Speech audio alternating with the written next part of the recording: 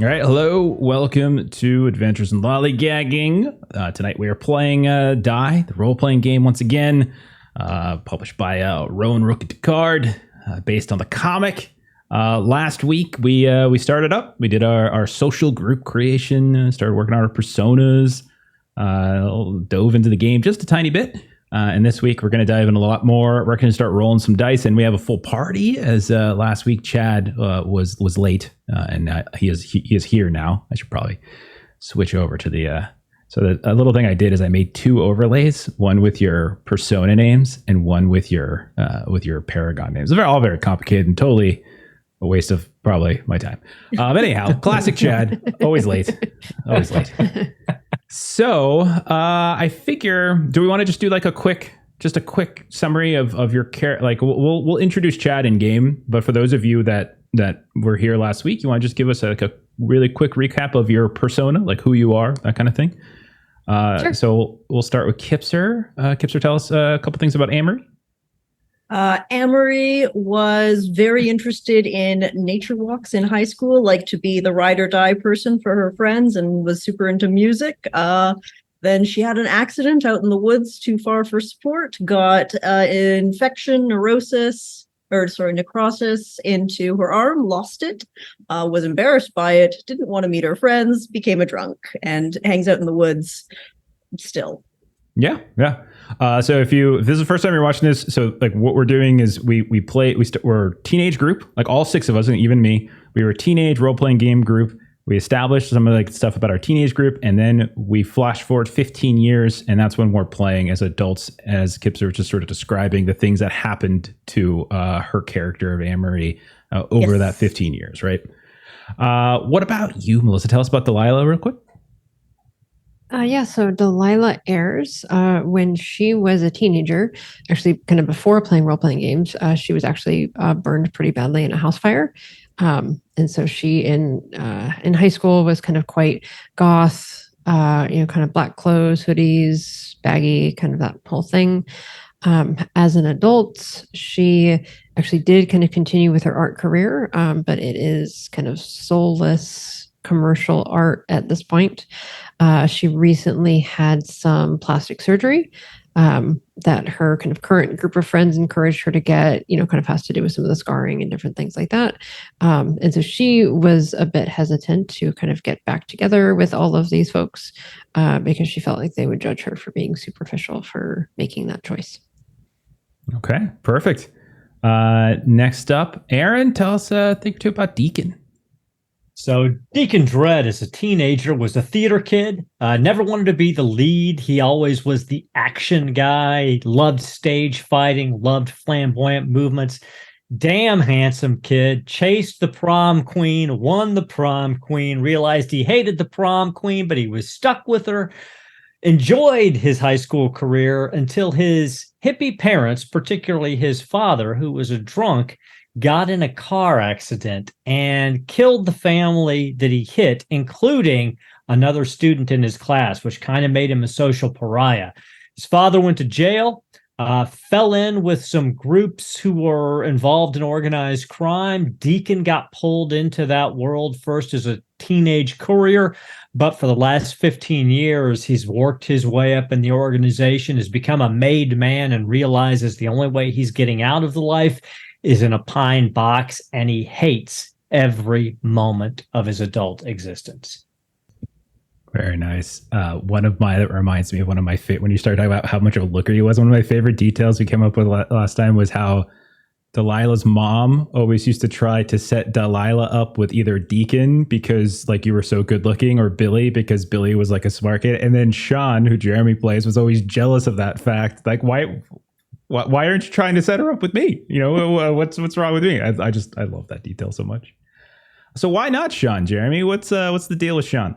I know Sean always just really worked hard to kind of fit in and do what he thought people thought he was supposed to do. So like he was in a sports team every season. Didn't really have a lot of school spirit, but just it was nice to do things with other people there.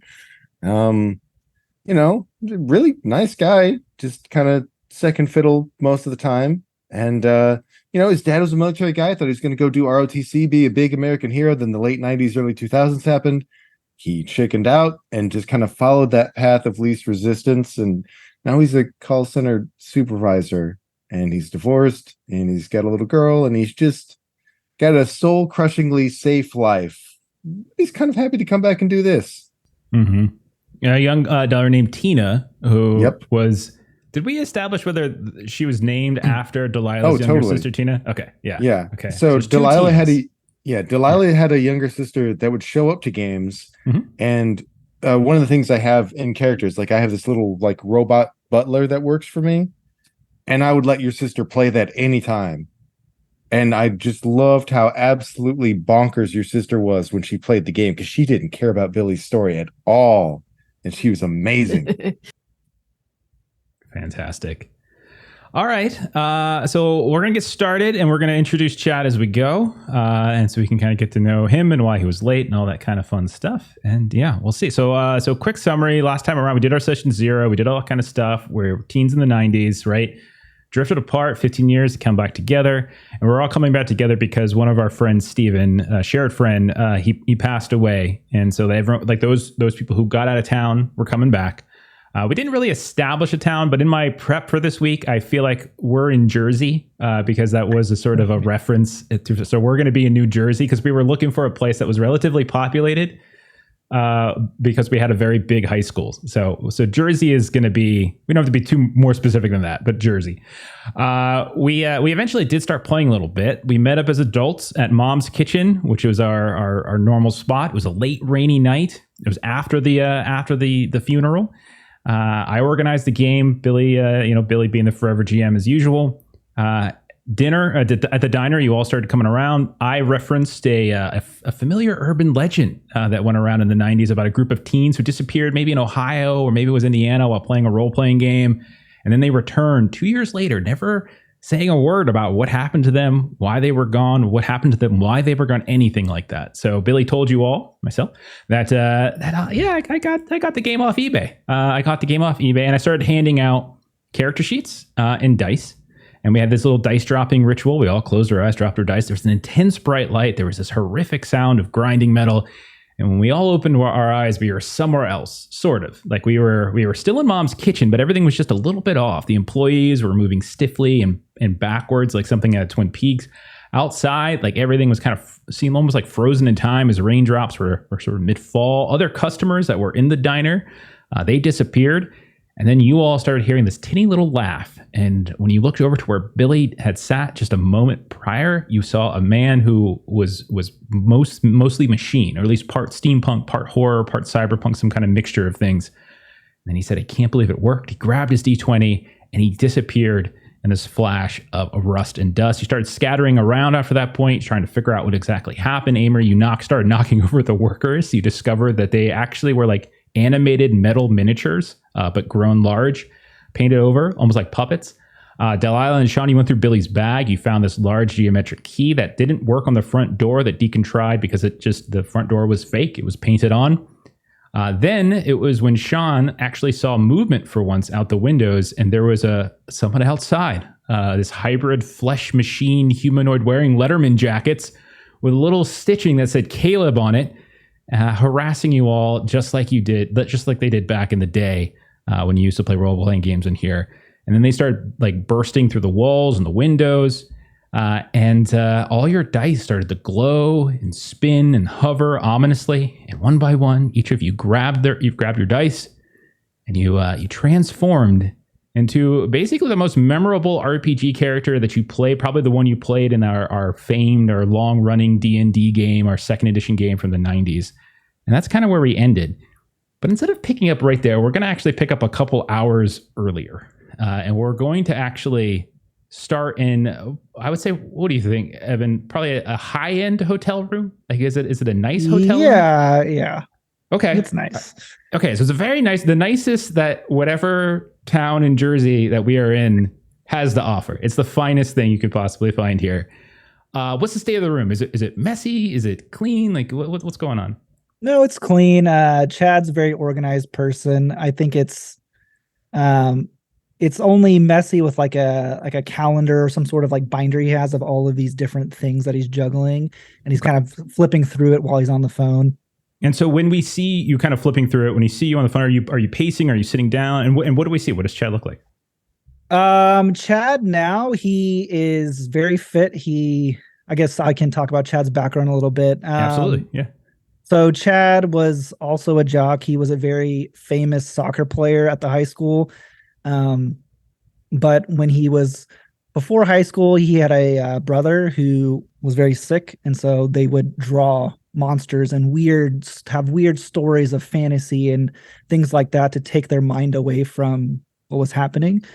And so Chad when he passed away, Chad used that artistic ability to basically start graffiti. So he would go around town and do the same thing he did with his brother. And that was kind of his outlet to coping with everything.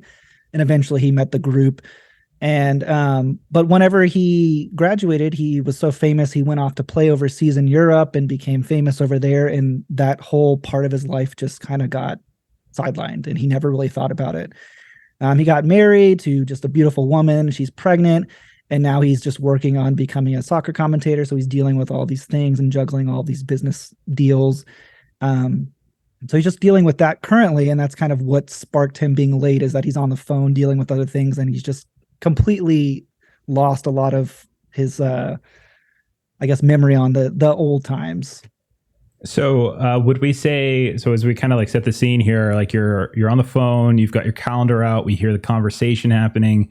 Did Chad make the trip himself for this funeral, or did your wife come, or did Chad just come on his own? I think Chad went on his own. I don't think he's really said a whole lot about that part of his life to his wife, because she, knows him as like this famous person versus like this sad time in his life when he was a kid. Okay, so while you're on the phone then, so as we see Chad in this very nice, very clean, very high-end hotel room, we see him on the phone, we hear him kind of talking, business stuff being exchanged here and there, and it's interrupted, Chad, by the sound of a knock on the door, very loud knock on the door, like not one that's meant to be just sort of like kind, like just a quick knock, but like almost like a pounding on the door. What does Chad do? I think initially he ignores it. He's so wrapped up in what's happening, and I'm sure it's like late at night or something, and he's kind of like, he just continues talking, continues flipping through, he's reading something. It's just his mind is focused on what it shouldn't be, because he's here by himself to be, partake in this funeral, but he's just lost in what his normal life is, or what has become normal for him. So a couple moments go by. It's really just, you hear what's on the phone. You probably hear a little bit of the rain kind of pattering against the window, as it is kind of rainy tonight. And then the bang happens again. It's even louder this time. And then a second time, and then it's like kind of in like rapid such to the point where it becomes obnoxious in some way, like to the point where like they're just not stopping. And even the people you're on the phone with, and like, what? Everything all right, Chad? Like, they're like, what the hell is that? Yeah, 1 second. And he'll like press mute or something, and he'll go open the door. It got kind of frustrated because he's clearly doing business, and he's like, what could be so important that's happening?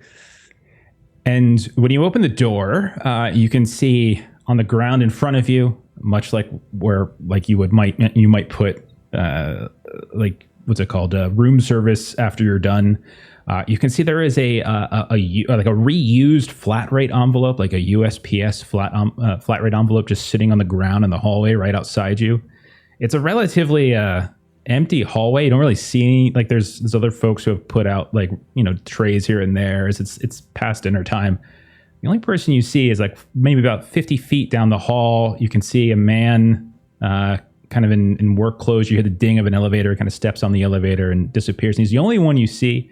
But there on the ground is this envelope, and you can see written in what looks like permanent marker, very big kind of blocky lettering. Attention, Chad Brossel, urgent, open immediately. And all of that is handwritten. Like there's no sticker or anything like that. Mm-hmm. Yeah, I think Chad will bend over, he'll pick it up, he'll quickly go back to the phone. He's like, yeah, sorry, someone's knocking on my door, and he'll start kind of continue the conversation, and he'll look at the letter for a second, and open And it. the guys on the phone will be like, if you're busy, it's fine. It's okay. No, we don't. It's tomorrow. it's fine. I can keep talking. It's not important. So when you look at the envelope, like in addition to what's been handwritten, you notice that there's like this scratched out address that was on it at some point. Pilgrim's Elevator Solutions, and it's like it just looks like a business and local business. I don't know how much Chad would have kept up with people. Would he have? None at all. So it probably doesn't even ring a bell whatsoever. But if you open it up, you can see that inside, like if you kind of dump it out, two things fall out. First, like something fairly heavy falls out, kind of stumbles across, like maybe you catch it, maybe it spills across the table, whatever it might be. But you see this beautiful D10. It's like this reflective it's actually a very beautiful die. It looks like it's about as pristine as it could possibly be. You can see that the lettering itself for each of the sides is this brilliant bright red. And then you see a sheet of paper, one sheet of paper slide out, and it's like a character sheet. Looks like it's already been filled out. And as you start scanning through it, like you can see like some of it looks familiar, but some of it doesn't. Like this is like you see player name, Chad, character name, artist. You can see there's these details about your character, but it looks like no game you've played before. It doesn't look like a D&D sheet, anything like that. But some of the details in there, some of the descriptions of the character look very familiar. And then on the back, you see there's more handwriting, and there's just a blank sheet on the back. But there's again matching that same writing on the envelope. It says blocky writing. It says you're going to need this. No second guessing, only second chances. See you soon, Billy. So yeah, I think he takes a second, looks at it. He kind of looks at the dice. He's still on the phone, still kind of talking through all of this. And then he starts to spin the dice and kind of just watching it. I think he has a little bit of flashbacks of some memories that he hasn't thought about in 15 years or so. And then as it kind of slowly stops, he just realizes, oh shit. And he's like, picks up the dice, picks up the character sheet and starts sprinting out on the phone. He's like, I gotta go. I forgot about something. And just hangs up and starts to sprint out of the hotel. So you sprint out. Obviously, hotel doors, they lock and close automatically, no problem. And you're running down the hall. It's a very empty hallway. No one else is here. You're probably about an hour late. I think what time did we say we met up? Like 9? Because we were like, we're all old. Yeah. So yeah, I think we said 9. Yeah. So you're probably about 40, like you're probably half an hour, 45 minutes late. You're probably about 20 minutes away, and you're running down, and you get to the elevator, kind of climb on. You hit the lobby. You're probably fairly high up. You got a very high and high quality room, and as you start traveling down, like if you're still on the phone, you're still talking, like you're getting some signal interruption at this point, which isn't uncommon in an elevator. Like you're like they're cutting out. They're like, what say that again? What was that you said? And about 2 or 3 floors of movement, you see the lights kind of travel, and you certainly hear this almost terrifying cacophony of like this metallic grinding sounds, like the elevator is breaking down. The lights start to flicker. You hear like the voice in your ear go, chat. And they don't even say the D as like the phone drops. Everything flickers, goes dark. And you are in this elevator. It's completely black, completely empty. All you hear is that horrible sound. And then the blackness is replaced by just sheer bright white light to the point your eyes begin to water. And then after a moment, everything kind of settles. You hear the ding of the elevator door, and everything seems fine again. Well, that was weird. He just walks out. So you step out, you're looking at your phone, like, because like, maybe trying to redial something. You're noticing you don't have bars anymore. You take a couple steps. You feel a vibration in your pocket, which is kind of strange because your phone's in your hand, and so that your pocket's kind of vibrating for a bit. Maybe you instinctively reach for it, but as you do, you look around and you realize you are not in a hotel lobby. Like this was a very nice lobby. There was like a fountain on the inside, And there was a bar, like a really high top type of bar, had really nice booze. You don't see anything like that. Instead, you appear to be in a kitchen. You see not a very good kitchen either. You can see it's kind of old and grimy. You can see on the ground, just a few steps from you, there is a partially broken metallic statue of what appears to be some sort of visage of a line cook. It's like an apron and everything. You hear voices. And when you look through like the serving window and across some of the prep table in the kitchen, it dawns on you for a second where you're at. It actually just that moment, like maybe your brain's back there because you're thinking of heading there, but you see that you are in Mom's kitchen. It's a weird angle for you because normally you're sitting out front, but you can see the familiar, like nothing's changed. They have not updated this place whatsoever. And you then, as your eyes are like scanning through some of the booths and the jukebox, you see a strange glow as a woman in her 30s that is kind of familiar to you in some way, but different, kind of all the same. She reaches out with her one intact arm, because you notice that the other one is not intact, and she grabs this D12, this glowing, floating object from the corner booth that you would be familiar with, and instantly transform. And Amery, can you remind us what we see when Amery shifts? So you would see as Amery shifts, her hair, which is really cut very short and greasy, suddenly becomes long and dark. She gets these red marks all the way down her face as face paint. And she gets this sort of medieval looking green cloak with a little skull on the bottom of it, and this burgundy cape that almost looks more like a scarf but has a hood, nice brown boots, and two massive scythes appear across her back. So Chad, this is what you actually see. You just got off the elevator 10 seconds ago. You look down, there's a broken metallic painted human being. You look up, you see a woman who looked normal for a second suddenly appear like that, and then as your eyes dart around, you see there are three other individuals that you apparently have just stumbled into like a cosplay convention, because they don't look normal. And let's just go through them really fast. So Melissa, what does he see when he looks over and there's Diala standing there? So Diala has a shaved head.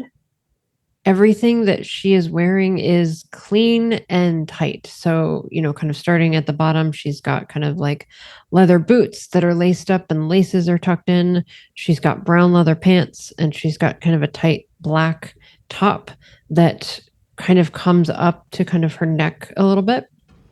And around her left arm looks almost like a bracer.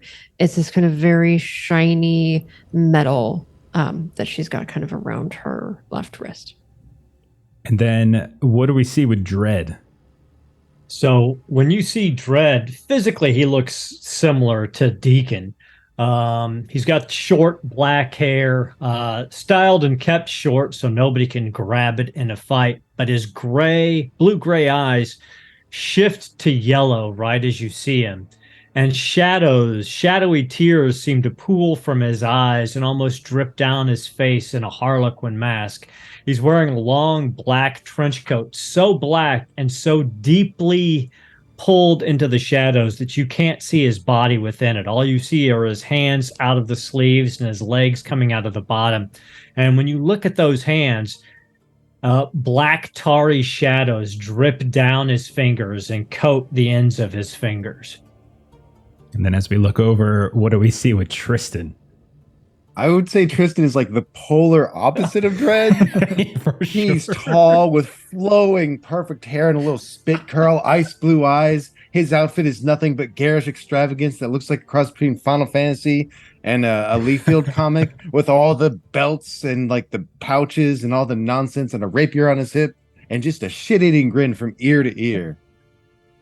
So then I'm going to turn back to Chad for a brief second before I describe what happens next.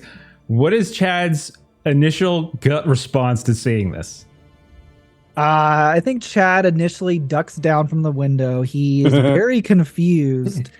But the fact that he recognized someone, he says, oh fuck, is this what is happening? Like, I think he's nervous to show himself, so he's gonna like just sit there and continue watching, because A, he has not checked on anyone up in 15 years. B, whatever is happening right now is totally fucked up. So he's just like, I'm gonna sit here, maybe they won't notice me type of thing, and he's just gonna try and like be quiet. So I'll say no one noticed you yet, and so as you tuck down, you're good. Because the reason they haven't noticed you is something else just happens to draw their attention, as from the corner booth window, it rips apart. It tears apart, almost like a group of football players like running through a banner like during homecoming. It just tears apart, and you see scrambling into the diner a group of like half machine, half zombie, something or other, wearing Letterman jackets and looking like people that you went to high school with, that are now crawling over top of you. Their teeth sharpened and some of them replaced with metal. And then Dread, by the front door where you were just kind of messing around with that key, the same thing happens. It just rips free like it wasn't a real door ever. It was just paper. And we see quite a few of these Letterman zombies come stumbling in, and for the first time, we're gonna dig into some combat. All right, so let's just do this. Let's do this by the book the first time around. Okay. So initiative is highest dex score, highest to lowest. So let's hear about dex scores. Anyone have a 3? 3. Okay, so we've got Tristan. I think I wrote 3, but I think I just put it wrong because con is supposed to be 3, so I have 2. Okay. No one was at a 4, right? I didn't think anybody put 4 decks, so okay. No. And then is anybody not at a 2 then? Those of you, anyone below a 2? 2. Okay, everyone else is at 2. Okay.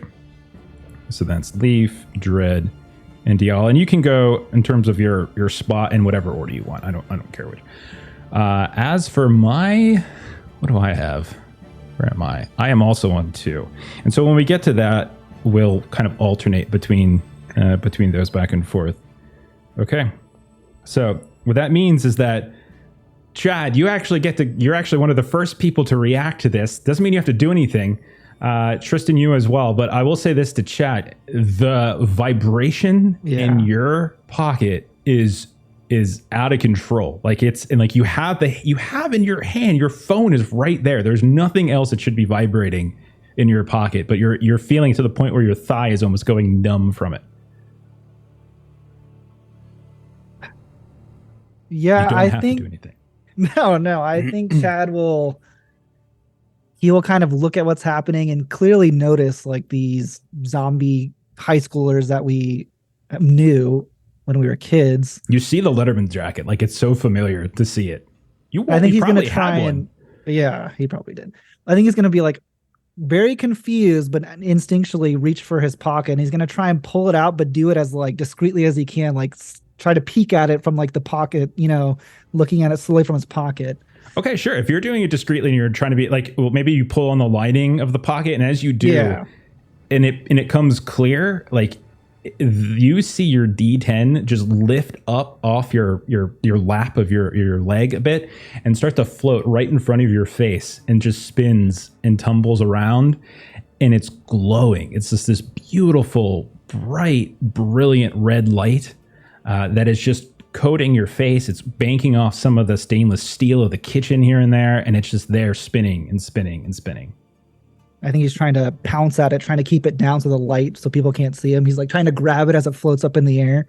As you reach out and you grab it and your skin comes into contact with it, you do get it. It's not moving too fast. You instantly transform. You can, whether you know this is happening or maybe you see a reflection of it in one of these stainless steel surfaces, and we no longer see necessarily Chad the way that we just saw Chad on the phone in his hotel. His appearance shifts. What do we see once that happens? And it's instant. It's just a blink of an eye. Mm-hmm. Yeah. So Chad is wearing, he's basically fully covered. You can't even necessarily tell who it is. He has like a lot of dark gray clothing. He has a mask across his face. He has glasses across his eyes. He wears a cap on his head. His clothing's very simple, but you notice he has kind of this dark gray short sleeve shirt, and he has tattoos coming down from the shirt. and the tattoos seem to glow in like neon colors of like purple, pink, orange. And you can see on his belt he has just a row of like spray cans with like graffiti that you would use. Yeah, beautiful. Okay, so do you stay kind of crouched out of sight still? I think he's okay. He shifts and he sees himself in the reflection. He starts looking like really confused on what's happening, and he just sits there for this turn, I think, trying to figure out what's going on. We'll cut then. And I would say that the four of you are not aware of what's happening in the kitchen currently. And we're going to cut over to Tristan. Tristan, you're next up. You're on the 3 decks. So what does Tristan do? Well, Caleb just come bursting into the window, and Tristan just turned to him. This giant shooting. Caleb, my friend, we tried inviting you before. If you wanted to come in, all you had to do was ask. Here, have a bite on me. And he'll lift up the Gutbuster tray, toss it in his face, and while it's up in the air as a distraction, he'll do a spinning sidekick into his face. Fantastic. All right, it's this game, D6 dice pool. It's a melee attack, unless you have some ability that I don't know about. You're rolling martial your arts. strength pool. It lets me use dex. Perfect. So you roll a number of D6s equal to your dex then, since your martial arts talent, which should be 3. Yep. There's a 0 defense on these guys, so you don't have to worry about taking anything away. Would you feel that was relatively nonsensical or fun? I think the Gutbuster thing, I think this is nonsensical and fun for sure. Yeah. Excellent. Okay, I'll toss in my full die as well then. Okay. All right, so I've got a 6 and a 4, so 2 successes. Okay, 4+ in this game is a success. And then there's sometimes if there's like a difficulty, like we remove successes, but in this case, there's nothing extra. So you have 2 successes, which is 2 damage. And so unless you have something to augment that, it's 2 damage, which is actually enough to take out Caleb. So describe how you take Caleb out. It's just that, he tosses the pan up, and it's almost the comical, like the pan that the Gutbuster was on, like kind of wraps around his head, and he falls backward, and his head just twists in a funny way. And all the, nacho cheese and chili and other nonsense, you just see oozing down the side in place of blood. And I think that seems pretty entertaining. So you can add a positive symbol to your die there, Tristan, because right off the bat, let's play around with the mechanics, because that seemed really positive and fun. We'll then shift to the 2, and I'm going to say so any one of Leaf, Dread, or Deanna can go, and then one of these creatures is going to go. So whichever one of you wants to go first, everyone's in the same general vicinity. Like you can move to get to melee and without an issue. Okay, so. Dread will see one of these guys coming through the door, and he puts up his hand, and he puts up his other finger, and he goes, "Shh! You remember the peace of oblivion before you were ripped from it, and you truly fear that you will never return to the quiet. Return now." And he will attack with his fear. His charisma is 4, plus his D4.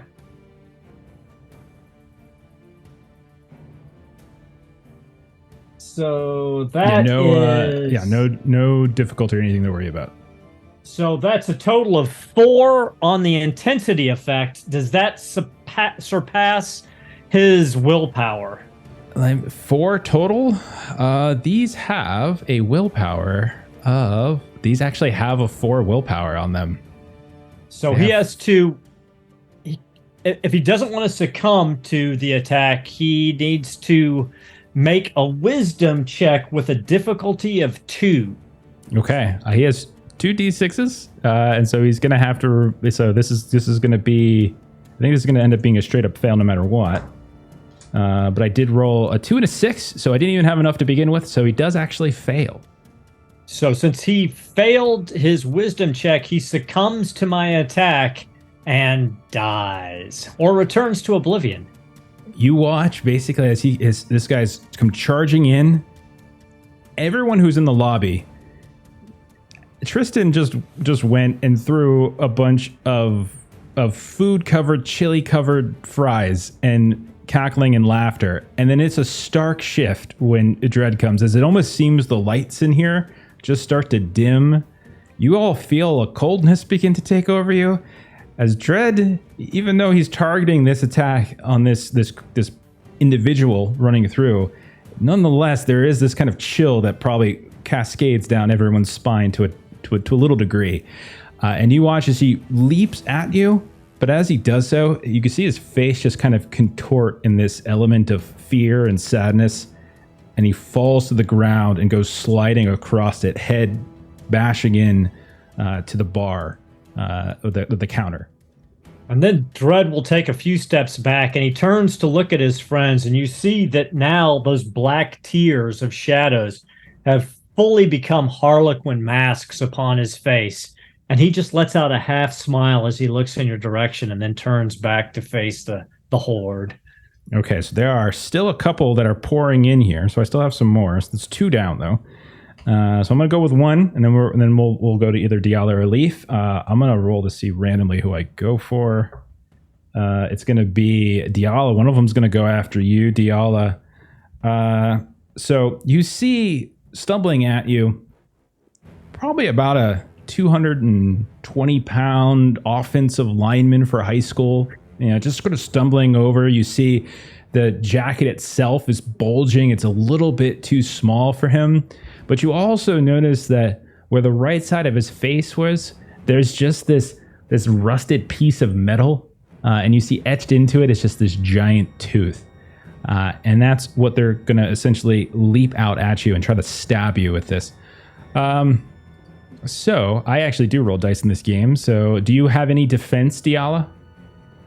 Yes, I believe we all get 1 defense for our look. Okay. So then... Okay, so this guy has actually has advantage on hand-to-hand attacks, but can never have any guard. So basically it just gets an extra... but I do have to... All right, so I rolled double 6s. One of those gets removed because of your difficulty. So one of my successes gets removed, but the other one gets through. And you see as this metal die that has that etching, the etching pops off of it and just sinks down into your shoulder. You're going to take 1 point of damage. If you have guard, it should come off your guard first before you worry about your health. Okay. So 2 guard, which comes off of Dex. So that is now a 1. Okay. But you haven't actually taken any health damage yet. So then it's going to be either Leaf or Diala. You're next up, as one of these is on Diala. One has fallen to Dread. One is slopped down in the middle of your booth, covered in cheese fries. What would Leaf or Diala like to do? One of the 2 of you. So Leaf, seeing Diala get attacked, and maybe Chad for the first time notices the right arm has returned, but is skeletal. And as they're holding the hand up, they open their palm to drop 2 oblo, which are the sort of a metal cylinder that is a little bit lumpy, and goes, well, let's do this. And a sort of a shadowy blast will come from the 2 coins as they stop in midair and then shoot towards the jock attacking Delilah. That's amazing. Okay, are we doing what kind of roll is this for you? This would be a wisdom roll because I'm using noun/blast. You're using your spell, right? Yes, it's a spell. Okay. So that is a 4 and a 5 are successful, and then a 2 for not a success. Well, the 4 and a 5 12 on my D12, but okay, it's okay. So then that means this is most certainly successful.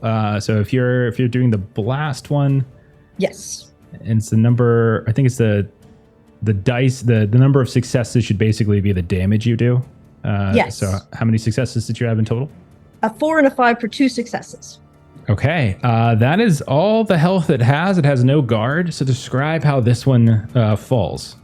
So kind of still holding their skeletal hand out in an almost like whatever fashion with these 2 coins that have blasted into it. There's one that ends up just in the forehead and the other one in the chest as the zombie is pushed and blasted away. Fantastic. Another one of these zombies creatures comes stumbling through. I'm going to say it's going to go to one of the either Leaf, Dread, or Tristan. It's going to go for Tristan as Yay. as Caleb falls, this one just still clambers through the window and just leaps at you. You look at the patch, like where the Letterman jacket is. You see a name. It's a familiar name. It's not Caleb, but it's a different name. Maybe somebody else you played with. Do you know who this might be there, Tristan? Oh yeah, this is Ryan. Ryan. Oh my god, I played basketball with Ryan. That's the thought in your head as this guy is just flying towards you. And you're just Why like, is Ryan trying to bite my face? All right. Let me go ahead and roll. All right, I got 2 4s and a 2. It's 2 successes. I have 1 defense for what it's worth. All right, so one of those is canceled out, and so only 1 success goes through. And so as you're thinking, why is Ryan trying to bite my face off? He literally bites your face. And why? And you take 1 point of damage. If you have guard, take it from there first. I do. All right, perfect. And so now Tristan and Diala are both entangled. A couple of these are fallen. And we will then go to Diala. I think you're the last one to go this round. If there's something you would like to do. Yeah, so are there any more that are coming in? Because Leaf killed the one that was by me. Okay, so Leaf killed the one by you. So there's another one that's coming in right from behind. Like you can see there's some coming in through the window. That's on Tristan. There's another one charging in towards Dread through the front entrance as well. So you currently can see 2. So Okay, basically, I'll I have go 1 more over- to act with is where I'm at right now. I'll go over to the window. Okay. So you run over towards where you move. So you get your movement. Just take a couple steps. You're over by Tristan. You can see this thing is draped over top of him, just gnawing at his chin. My cheekbones. It tickles. So as Diala is moving, so she's had kind of that shiny, reflective, like kind of looks like a bracer around her left forearm. And you see her kind of turn her left palm up, and you see that there's a pommel in the hand. And so with her right hand, she reaches, grabs the pommel, and yanks. And so as that happens, you see this kind of unwind itself around. And so it's not a bracer, it's actually a whip sword. And so you see kind of all of it sort of unfurl. And she kind of holds it up and kind of slams the pommel back down on her left up-facing palm. And then you see kind of all of the pieces of that sword kind of come back together into one. And then by the time that happens, she's reached her target and she swipes out with the sword. Okay. So that should be a strength pool for you, unless you have something different. Yeah, so Okay. strength is 3 for her. All right, 3 dice. That is a 1, a 1, and a 6. The one 6 is successful. These don't have any guard, so it does do 1 point of damage. It's not enough to kill this one, but you do manage to slash through Ryan just a bit. But maybe because he's so draped over Tristan, you're careful of maybe doing a follow through, as you might actually hurt him. So that is down 1 point of health. Then I have 1 more then to charge in, and I already said it was charging at Dread, so I'm going to follow through with that and say this last one charging through the front door is going to charge at Dread. This one's fairly tall and slender, and you can see very long arms, and as they come towards you, Dread, you realize they are unnaturally long, as there's chunks of the arm in which metal extenders have been placed where muscles and bone should be. As they swipe out at you. And I get advantage. Only 1 success. So I got 1 success. Do you have any guard? Or excuse me, you have any defense, I should say? You're muted there, Aaron. I do not have any defense, so I take the damage. Okay, to so my you take 1 guard. point of damage if you have guard. Perfect. Now we should say that guard is sort of an encounter resource. Think of it like temp HP. So it does replenish pretty quickly after encounters. All right, so that's the end of the first round. So let's reset. We've got 1 in the corner booth, draped over Tristan, biting on his chin as Diala is hacking away. We've got 1 by the front door, the entrance to the diner that just ripped through and is attacking Dread. And then, as we move back into the kitchen for a moment, Artist, you hear the sounds of something ripping, and where the walk-in freezer used to be, you see that there's a large tear down the middle, and these two creatures in Letterman jackets that look like corpses that have had parts of their faces replaced with metal come stumbling out and are kind of looking around for you. So there's two in the kitchen and there's two out in the front. And we're going to go back to both Artist and Tristan, as both of you have 3 decks, and you can go in whatever order you like. So I think, yeah, he's looking around. Obviously, they pop out. He's still confused with what is on his person. He doesn't see any weapons on him. And so he starts to kind of look around. Everyone else seems to be pulling out something out of their ass. So he's like, there has to be something. And then he immediately grabs one of his spray cans. And you see almost like he's 3D printing. He sprays out in like this neon colors, like a small short sword. And then it all of a sudden it appears and animates like it's 3D, and he grabs it. And he's just like instinctually just does this. And then he'll just go and charge at the closest one. Okay. Very cool. Yeah, you go charging in with your weapon. No defense on these. So if this is melee, just a strength pool unless you have something different. Yeah, it's Dex for the Neo, but Okay, perfect. Would be 3d6s. ooh, just one. 1 success is still enough to do damage to one of these, but you aren't able to take them down. And I would say at this point, though, the rest of you are aware now that there's stuff going on in the kitchen. You've heard something wrench free. You hear the sounds of as they come pouring in through the once walk-in freezer door. The same door, Artist, that you actually stepped through when you got off the elevator, strangely enough. And the rest of you see that there is somebody in the kitchen fighting more of these. Yeah, and I think there's like a spray of like neon color after he hits it. It like splashes out. So you see it splash against the window or something. Nice. Science fiction in my fantasy. Yeah. Tristan, there's a little nibble on your chin, but otherwise, what would you like to do? Ryan, I'm afraid you didn't read the menu tonight, because the special tonight is to eat steel. And he'll draw his rapier and cut him across the face as he does. Go ahead. Go ahead. Roll your attack. I will. Ooh. That will be 2 6s.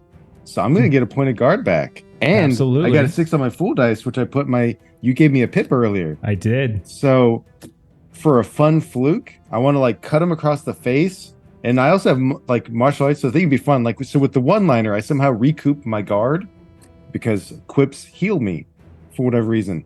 And then as I cut him across the face, I fall backwards and I monkey flip him into the one that's on Deacon. Okay. Now you did how much damage did you do? 2. Okay, so you did 1 would have killed this one. So there's an overflow system in this game. Like if you do more damage to kill it, it can go on to the next, but you do have to reduce the damage. So so your reduction advantage technically isn't going to do any damage, but your fluke will still trigger. And so like you throw the other one in, they kind of slam around. And we'll say the one that you throw the body into falls. We'll say they're prone. And so whoever makes the attack on them next will get an advantage. Cool. Okay, so that is Tristan. That is ours. That is 3. And then we will go to Dex 2. So Leaf, Dread, or Deanna can go first, and then I will have the remaining zombies go. There's 1 still out front, and there's 2 in the kitchen. I think Dread would lean down at the one that's still out front, that's in front of him, that just got hit with the dead zombie body. And he leans over and he says, Vaughn. And he just touches his side of his face gently. Vaughn, in life, you were never the hero. You were always afraid of being lost in the shadow. Stand now, Vaughn, and protect me. So instead of attacking him, I am trying to control him Okay. and ordering him to protect me. So this is, you're using performance control, right? That's what you're doing? So you're Yep. Okay, Performance control. Gotcha. I got a 4, so that's a 7 on total. So actually, I exceed the intensity effect by a lot. So in attempting to control him, I basically blow his mind literally out of his body. So the rest of you, I'm going to say also that the rest of you almost feel the pull, like this residue of the pull that Dread was trying to exert over top of this old athlete from your high school days. All of you, like for a moment, almost like look at Dread, take a step towards him as if you're moving to protect him before you kind of shake your heads. And you feel like just the tiniest bit of compulsion for like a half a second take over you. And you look over and the shadows have kind of coalesced around Dread. And not only that, but the literal explosion of this one creature's head out of nowhere as their brain just cascades all throughout the room. Vaughn, you were too weak. So what a pity. No more in the front, but there are two in the kitchen. I'm going to say the one that you did damage to, Artist, is just going to go ahead and swing back at you. Okay, do you have any defense score there, Artist? Nope. All right, so he's going to do 1 point. I get one success, so he's going to do 1 point of damage, probably to your guard if you have it. As you go in, you're slashing away. You can see like there's almost like a mechanical claw as he tries to rake it across your chest, and he does nick you a little bit, but it doesn't do any lasting hurt. Then Leaf and Diala, excuse me. The one that Tristan was on Tristan is now dead. The other one out here, his mind just exploded. How is Diala feeling right now, actually?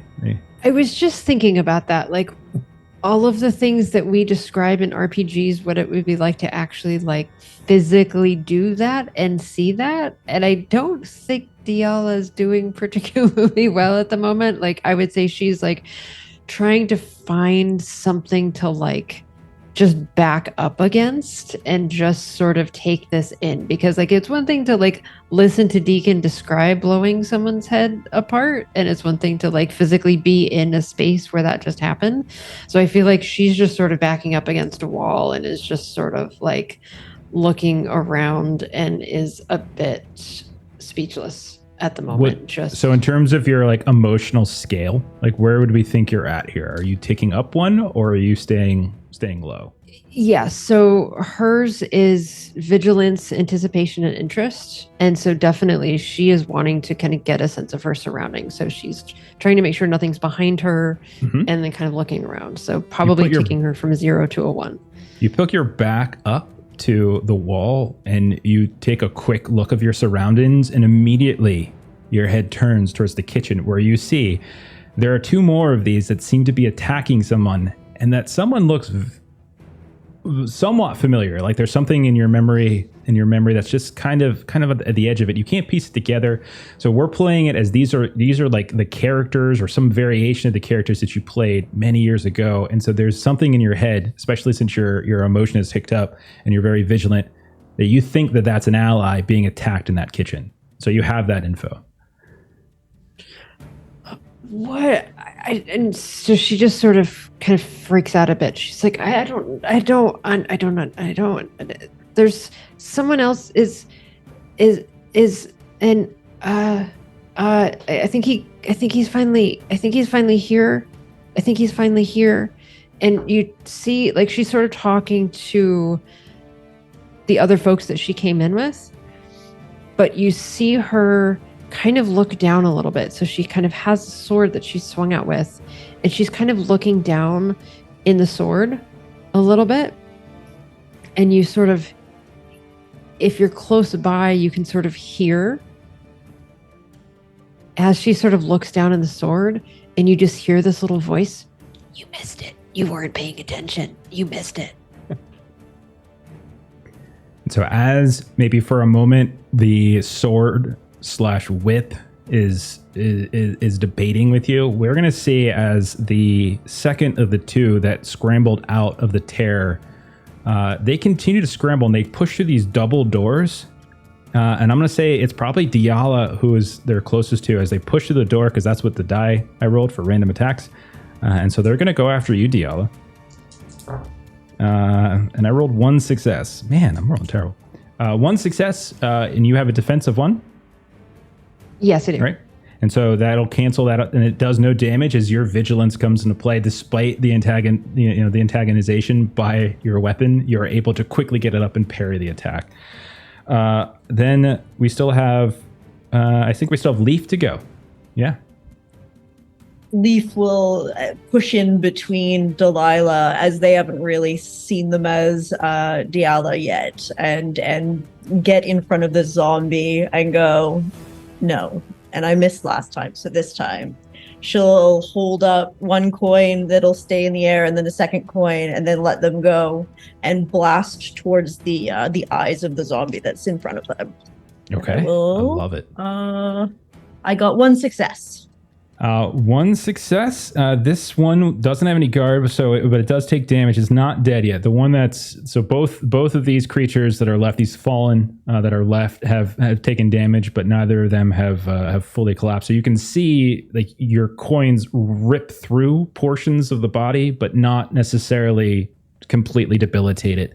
So part of its arm kind of seems to sort of act a little erratically, like you might have hit not necessarily a nerve, but maybe you hit like some sort of circuitry or pathway that causes it to malfunction, but the body is still up and functioning. And we go to the top of the round, I believe. And we've got Artis, you've got one on you in the kitchen. And then Tristan, you as well can go on this turn as well. So Artis, you want to try to finish this one off?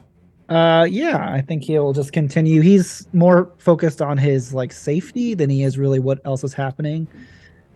So he will take another swing. One success. That's all you need. They have no defense, and they have no guard. You'd already damaged them once before. So describe how you take this one out. Yeah, so I think he does another long swipe across the body, and you see as he does, instead of blood, you see the neon colors spray across, and then just like some cool symbol hits the wall. Like instead of it blood, just like splats a symbol, and then you see the creature start to slowly fall. He turns around, really confused. Maybe the symbol is like the broken down engineer depiction of like a D10 that just sort of pops up there, like reminding you of the D10 for a moment. And then Tristan, there's one that seems to be attacking Diala. Leaf has jumped to her defense, but it's still up, and this seems to be the only one still functioning. What would you like to do?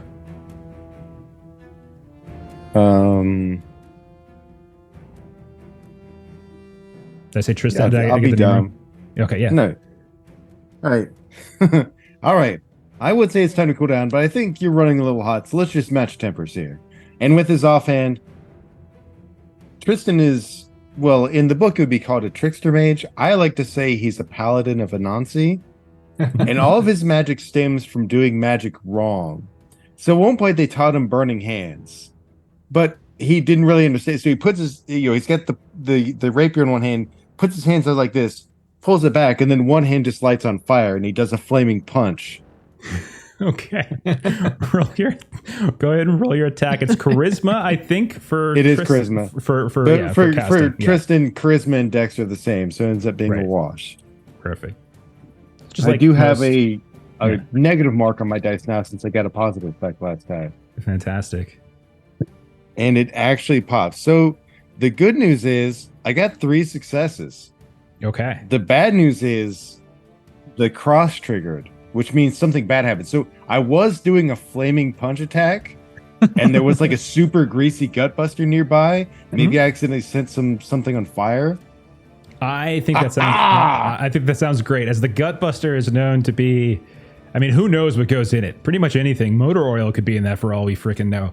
And as you reach back to swing, like your flaming fist catches fire on the bits of gutbust that are still over Caleb, and then you see, because this is a very greasy spoon, this diner, it just the fire just spreads and cascades all around, meaning all of you are going to be in slight danger, as now there's this fire that's just roaring around.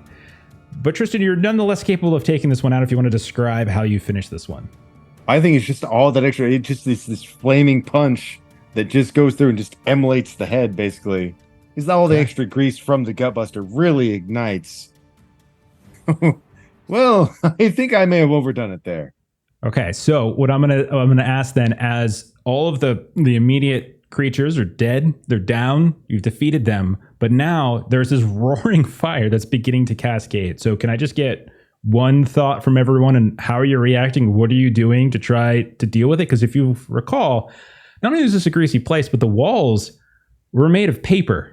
So how is everyone reacting to what is now this cascading firewall that is moving throughout the area?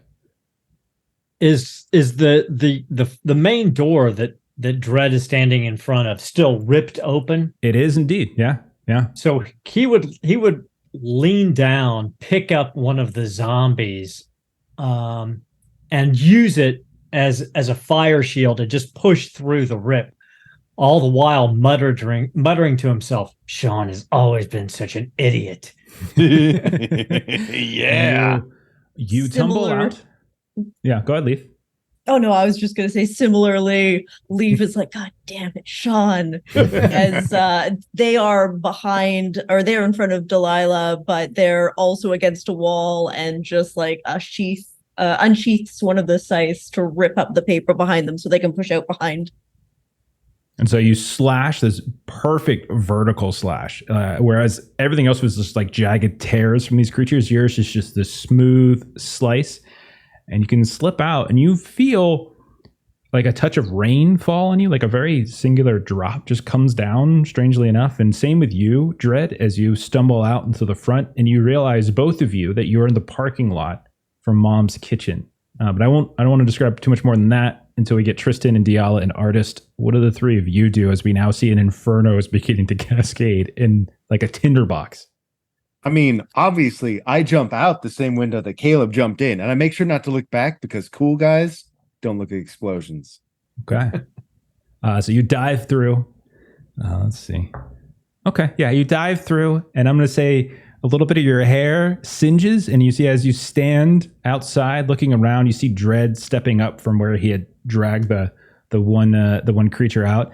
Your hair is just on fire. Dredd, you see it. You see his, like, this little trail of hair just kind of burning all the way up, and Tristan doesn't seem to notice. Just smolder. That's fitting. You did good work in there, Sean. Thank you. And then Artist and Diala, what do you two want to do? I think Artist is going to take the weasel way out and go out the back since there was a free opening. And Yeah, just and so try you to just sneak out a little bit, and maybe no one really noticed him. You step out, and you are behind Mom's kitchen. I'm sure you all are intimately familiar with this place. Nothing much has changed in 15 years, and you see that they have somehow managed to keep the same nasty looking dumpster back here that actually has some of your tagging still on it. Is still up, like it's faded. It's still there. You still see some of yours and Adam's imagery, either on the back of the restaurant or on the dumpster itself. Diala? So Delilah's backstory is that she was burned in a house fire before her teenage years. So you see Diala just drop, and she's kind of looking in the sword, and the voice coming out of the sword, "You don't know what to do. You don't know what to do. It's going to happen again. You don't know what to do." And so she's just sort of like, you see her kind of 1,000-mile stare just kind of into the sword. And then she just stays low, kind of army crawl on her stomach. She sees the way that Leaf went out because she had kind of cut an opening. And so she just, on her stomach, it just sort of army crawls out. But you can see it's like taking a lot of focus for her to make this action. So we see Diala labored, struggling, but you do crawl out just as the fire is closing in on this slit that Leaf has cut from both angles. All of you are outside. When you look back at the restaurant, you can see that the whole thing is now caught on fire. And like a snap of a finger, you see it just poofs, and then it starts to flicker down. These little tiny little bits of paper, like literal paper on fire, floating in the wind, and it collapses. It's as large as you would expect it to be, like in terms of the diner size, but it's just this scorched pile of tiny tears of paper. all of you at this point can see each other for the most part, unless you're hiding behind the dumpster. The only other thing you see in the area is a single vehicle. Some of you saw this vehicle turn into the parking lot. I would say, or at least when you originally arrived at the restaurant, it is Billy's work van. It says Pilgrim's Elevator Solutions. It is the only vehicle parked here. When you look beyond the elevator, or excuse me, when you look beyond the parking lot, you can see that everything past that just sort of looks like this empty expanse, almost like you've glitched behind a zone wall in a 1990s MMO or a game, and it's just like this pattern generic as far as you can see until you can't see anything anymore. This is the only area that has any kind of definition or color. What are you all doing? Leaf will hold out both arms to help Delilah and go, come on, and try to pull you up if you don't grab a hand. And she's like, just like super heavy breathing. And she's going to like sit up, grab your hands, and then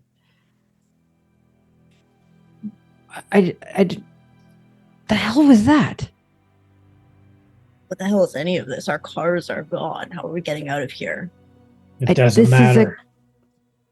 Billy either dosed us with something and none of this is real, or it is real and we have to deal with it. It doesn't matter which it is. We need to deal with this situation. Good point. There's a van right there. Wait, there's four. There Okay, was. they don't see me. They don't see me. Dramatic All right, entrance in 5.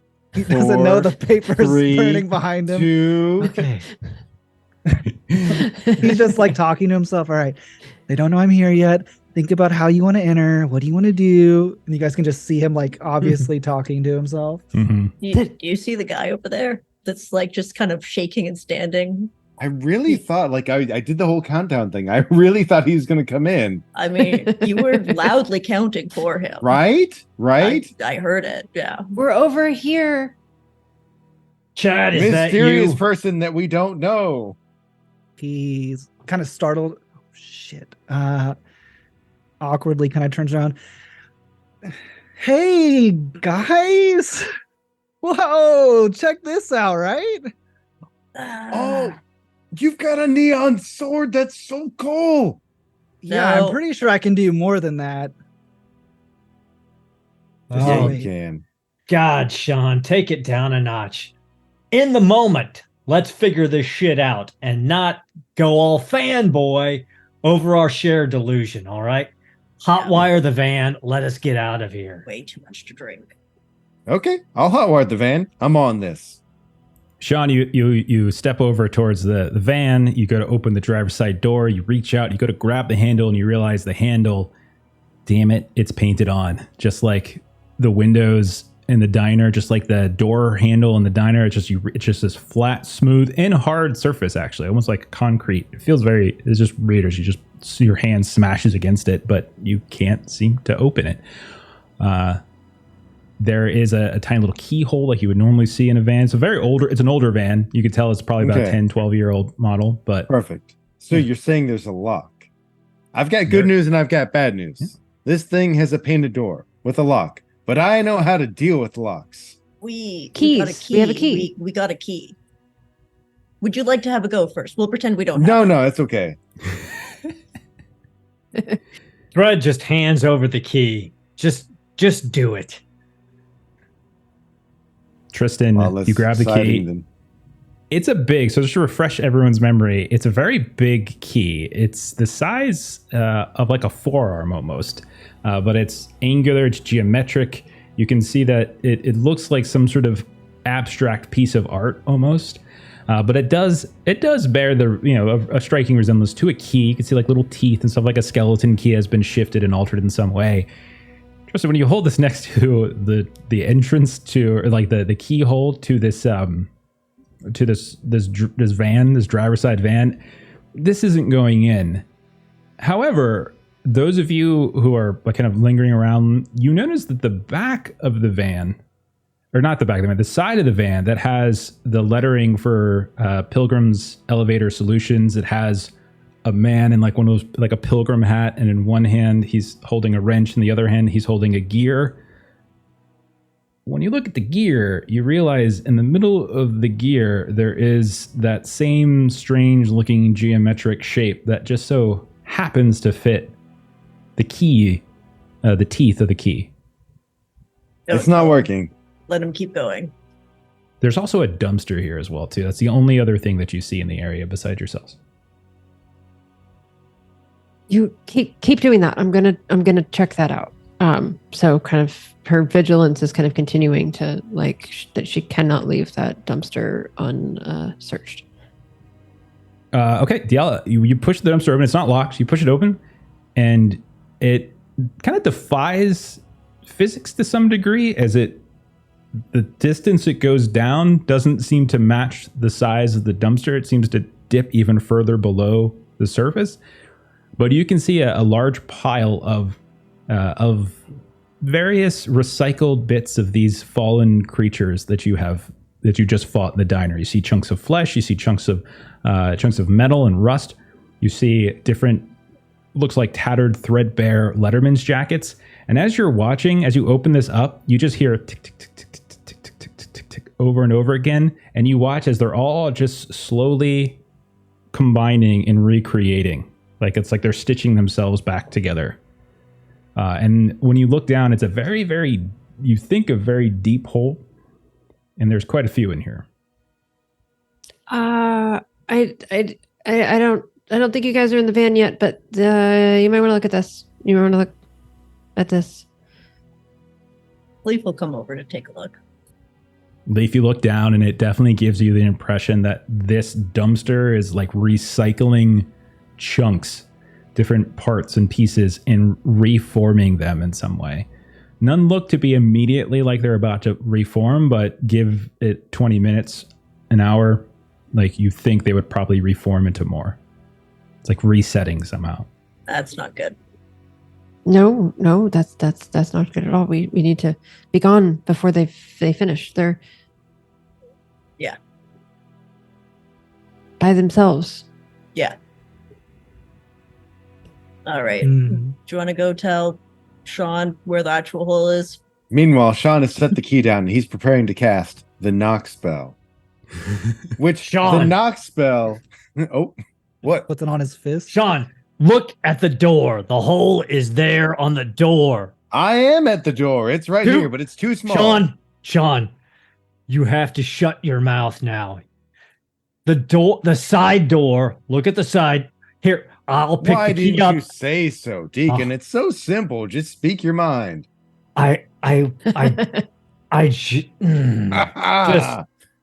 Just do it, Sean. Just for the It's love done. of God, do it. Deacon, you're so smart. Thank you. So Hey, if look, it worked. You put the key in, it does work. And not only as you put the key in, it kind of takes on a life of its own. Like you kind of let it go, and you can see that gear paint, like the decaling of the gear begins to spin one way and then the other, and then you start seeing there's these infinite number of these other smaller and smaller gears begin to continue spinning and spinning in different ways. You hear the sounds of metal shifting and moving, like within or below, and then you hear a ding. And the door slides open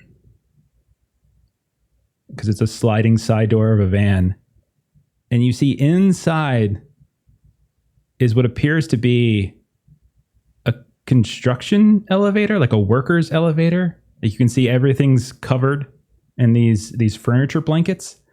There is this smell of like oil and lubricants. Metal shavings are scattered here and there. It also, much like the dumpster, is far bigger inside than the van actually is. It's just a fairly large and very tall elevator, but you would step in and you can almost see the ceiling go up higher than the roof of the van. This Billy's got an American TARDIS. It's great. What's the TARDIS? It's what? It doesn't matter. Get in. It's bigger on the inside than the outside. I don't understand. Ignores the rules of space and time. It's the best thing ever. The dumpster is bigger on the inside than it is on the outside. The miniature worker thingies, they're putting themselves back together again. Really? Okay, give me 1 second. I'm gonna run over, open up the dumpster, flaming fist the trash pile, and then come back. Okay. You run over, you open up the dumpster, you go to flaming fist the dumpster. As you rip it open, you can see that you were told that everything in here was ripped apart and restitched together. But as you flip the lid open, right in your face, there is this giant faced offensive lineman. You can see his mouth is like the size of a moon. You can see he's got these big old bushy eyebrows, and where his mouth should be, all you really see is spikes, and it just lunges out at you right as you open the door.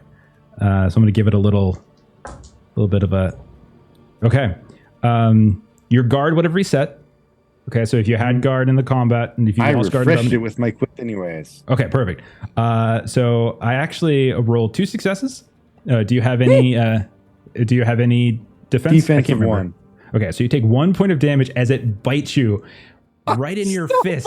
Fighting me! And then you can go ahead and cast your flaming fist if you like. What? No.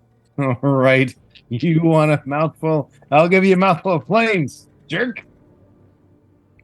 That's gonna be 3, and I did get a 6, so he's on fire. He is not only is he on fire, but he falls backwards and he falls down and starts catching the rest of it on fire. But you also fat cretins. You also hear, as it's burning, you hear that same kind of ticking sound, like tick tick tick tick tick tick tick tick tick tick tick tick tick tick tick over and over. That just is still noticeable. And you also notice, despite the fire, as it eventually does die down, everything again starts to restitch and rejoin and restitch and rejoin. Like you've delayed the reset, but it hasn't stopped the reset. I like to assume that bite was on the other cheekbone. You just have 2 bites on your face. So now it's symmetrical. Yeah, perfect. Okay. I'm sorry. I didn't. It wasn't like that when I'm sorry. Oh, I'm sorry. It's fine. I just look delicious. Sean here, and Amery will just like one side of your face, other side of your face, grab it with both hands, and just like you feel almost like a cool mist coming out as they heal you for 1 health. Oh, that's good stuff. If you open your eyes, you notice the mist might have like bodies and faces. I will close my eyes next time. Wow. Yeah, it's I thought your god went more the other way, but I'm glad that you can reverse it. That's cool. Yeah, well, somebody else took the damage. Oh, nice. You're so smart. Deacon's just standing in the elevator waiting. Yeah, It's like, sure. for the love of God, people. Inside the elevator, you do see that there is a singular button pointing down. That is the only button in here. Everything else is covered in these furniture blankets. Well, I think Deacon's going to implode. We might want to, I mean, it's kind of funny if we don't, though. I mean, but at the same time, I really want to go in there. Yeah, we should just let him blow his lid a little you don't bit. want to get Deacon all the way to the red. You just kind of hover just before it. Yeah. Deacon's just looking at everybody. He's like, I'm pushing it in 3 seconds, whether you're in the elevator or not. I don't know any of you people anymore, and I could not give a single shit. No. We're coming. You will not push that button. We are coming. I'm Watch curious me. to see if it even Yeah. works without. Look, all I of know us. you'd leave me, but you wouldn't leave Delilah or Amery, maybe Chad. Not if they get in the Whoa. elevator in 3 seconds. We're already in the elevator. As he says it somehow already behind you. I hate you, Sean. God, I I hate know. you. But the thing is, you can only hate things that you care about. I love you too. I hate you even more now. I know. And it fills me with so much joy. You guys have a great relationship. I'm going to get in the elevator now. Okay. Is anybody not getting inside? I think Chad will.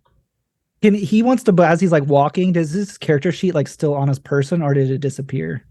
Oh no, none of you have your character sheets anymore. At some point during the transformation, it's all. I mean, you have everything that was on your character sheet, like all of you have access to that, but you don't actually have your sheet anymore. Yeah, so I think as he's like making his way to the elevator, he's remembering reading his sheet, and he's like, "What the fuck is Fairgold?" Starts looking around. What is this shit? And he just continues walking, like he's trying to look for something, but he doesn't know what it is. So, okay. So then if you're looking for Fairgold before we get in, and we could say this was happening within the previous few seconds, doesn't have to necessarily be right this moment. There may be a Fairgold tooth in my cheek.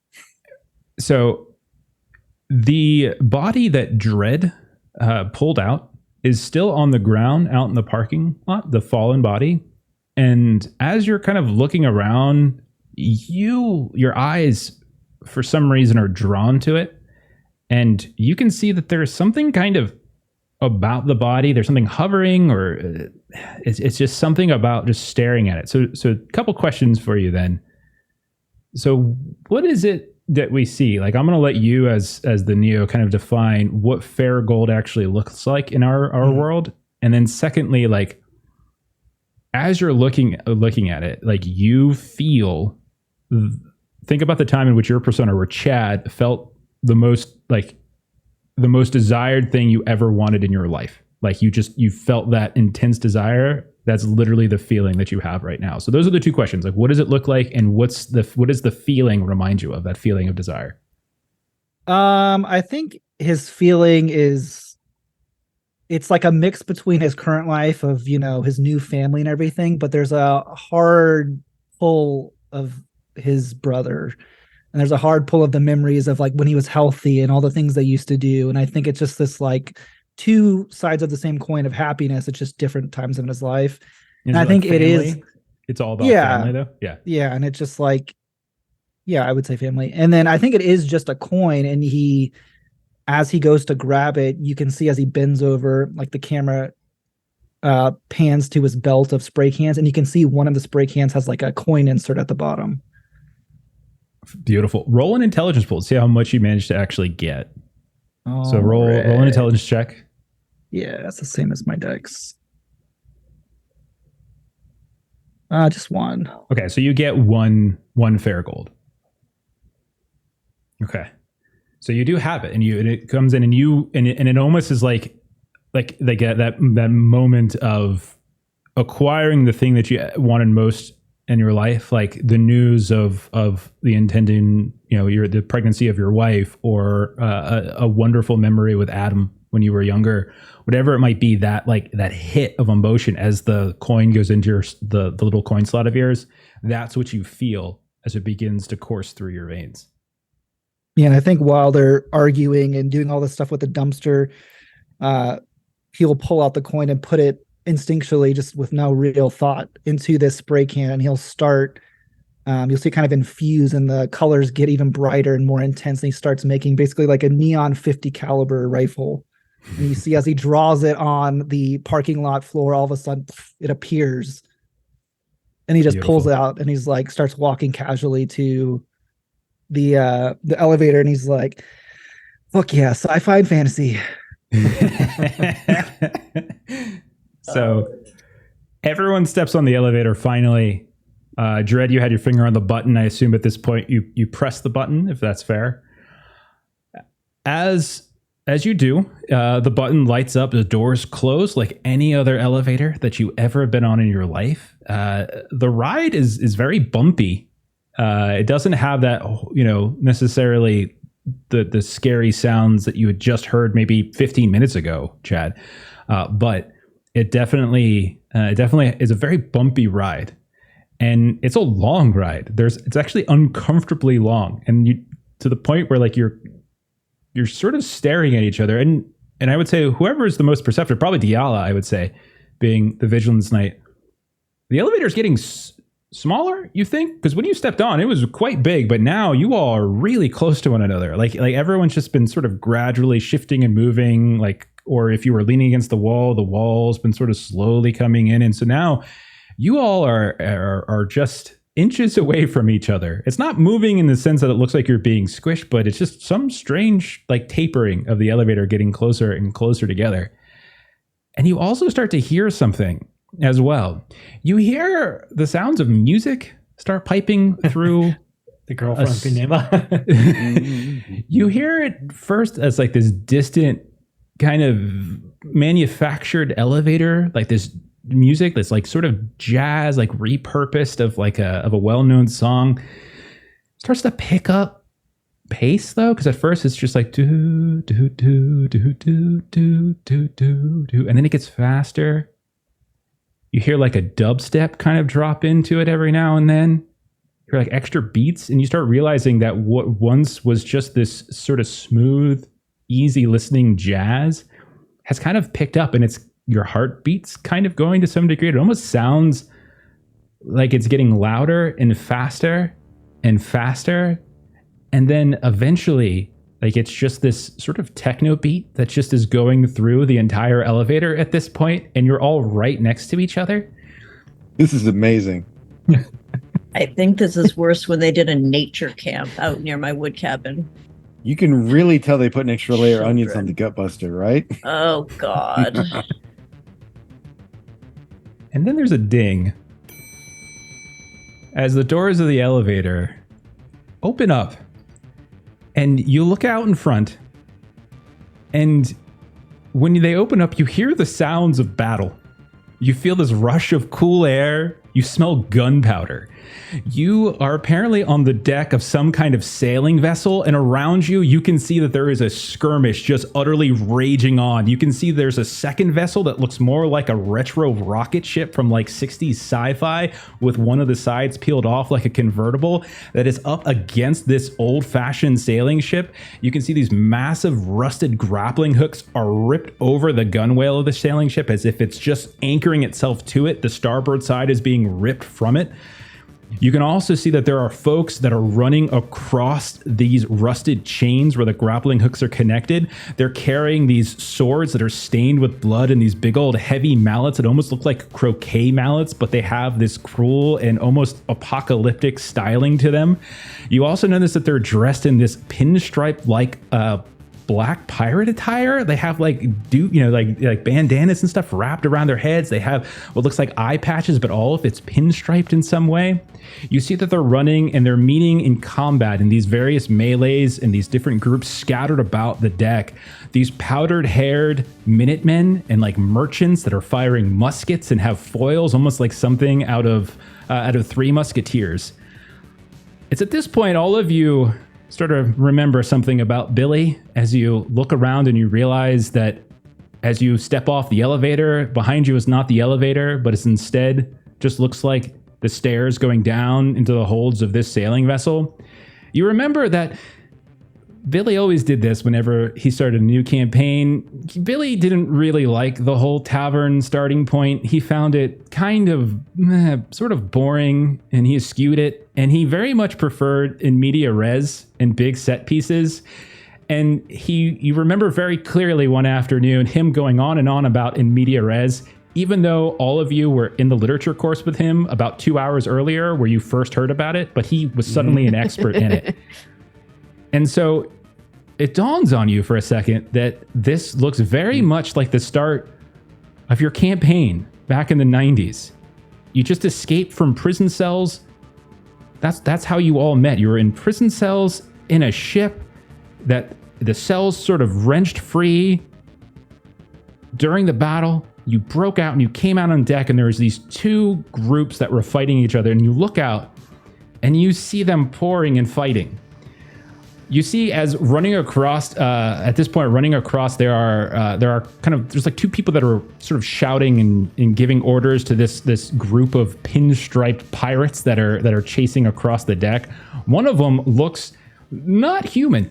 In fact, looks very much like a giant ogre with like a, almost is that like a mullet? He has like this furry like black mullet. He's got a big mouth, and he's got what looks like a wrestling gear on. It almost looks like something out of like old school wrestling. Damn if that doesn't look like Andre the Giant. And then right next to him, you see another man running as well. You can see he's got the sword in his left hand, and then he flops it over to his right, and then he flops it back to his left. And he's also got this like sort of, and he has this vague, sort of generic look of a man who's Italian with his mustache coming down in a way that almost feels a little wrong. And you look over, and sort of commanding the Minutemen, there is a fairly tall-looking man. You would probably peg him maybe in his 70s. He's got a very big powdered nose. It's very hooked, and he's got the biggest tricorn hat you have ever seen. All of you, go ahead and roll, let's say intelligence tests, and let's see who remembers some other details. As you hear the sounds of an explosion happen, you hear, and you hear commands and shouts going left and right as there's just combat everywhere. All right, I got 1 success from Tristan, Leaf, Diala, 3 from Artist, I think. How about Dread? 0. Okay, 0. He's just too disgusted with the whole situation. Okay, I would say Dread, you understand vaguely it's obviously you remember. You don't remember the details of it. Some of you remember details. Everyone who got a success, you remember the name of the big tall man with a gigantic, like comically gigantic hat is Baron Munch. And he is the one that's shouting orders to everybody in this very flamboyant accent that shifts and moves between English and German and Russian. And you're never quite sure where it lands. And then you see running across on the sort of the rust, those rusted giant grappling hook chains, the curly-haired, vaguely Italian man with a bit of a drinking problem. He is the Cred Pirate Inigo. And those seem to be the sort of the leaders of each one of these factions. So all of you who got 1 would know that. Chad, you remember more because Billy always liked you were one of the people who actually engaged with the world, and you encouraged him to add in references and sci-fi and genre blending and stuff. You know that this is currently a battle between the True Currency Conglomerate, which is the powdered hair folk, and the Rocket Cartel, which is the other side.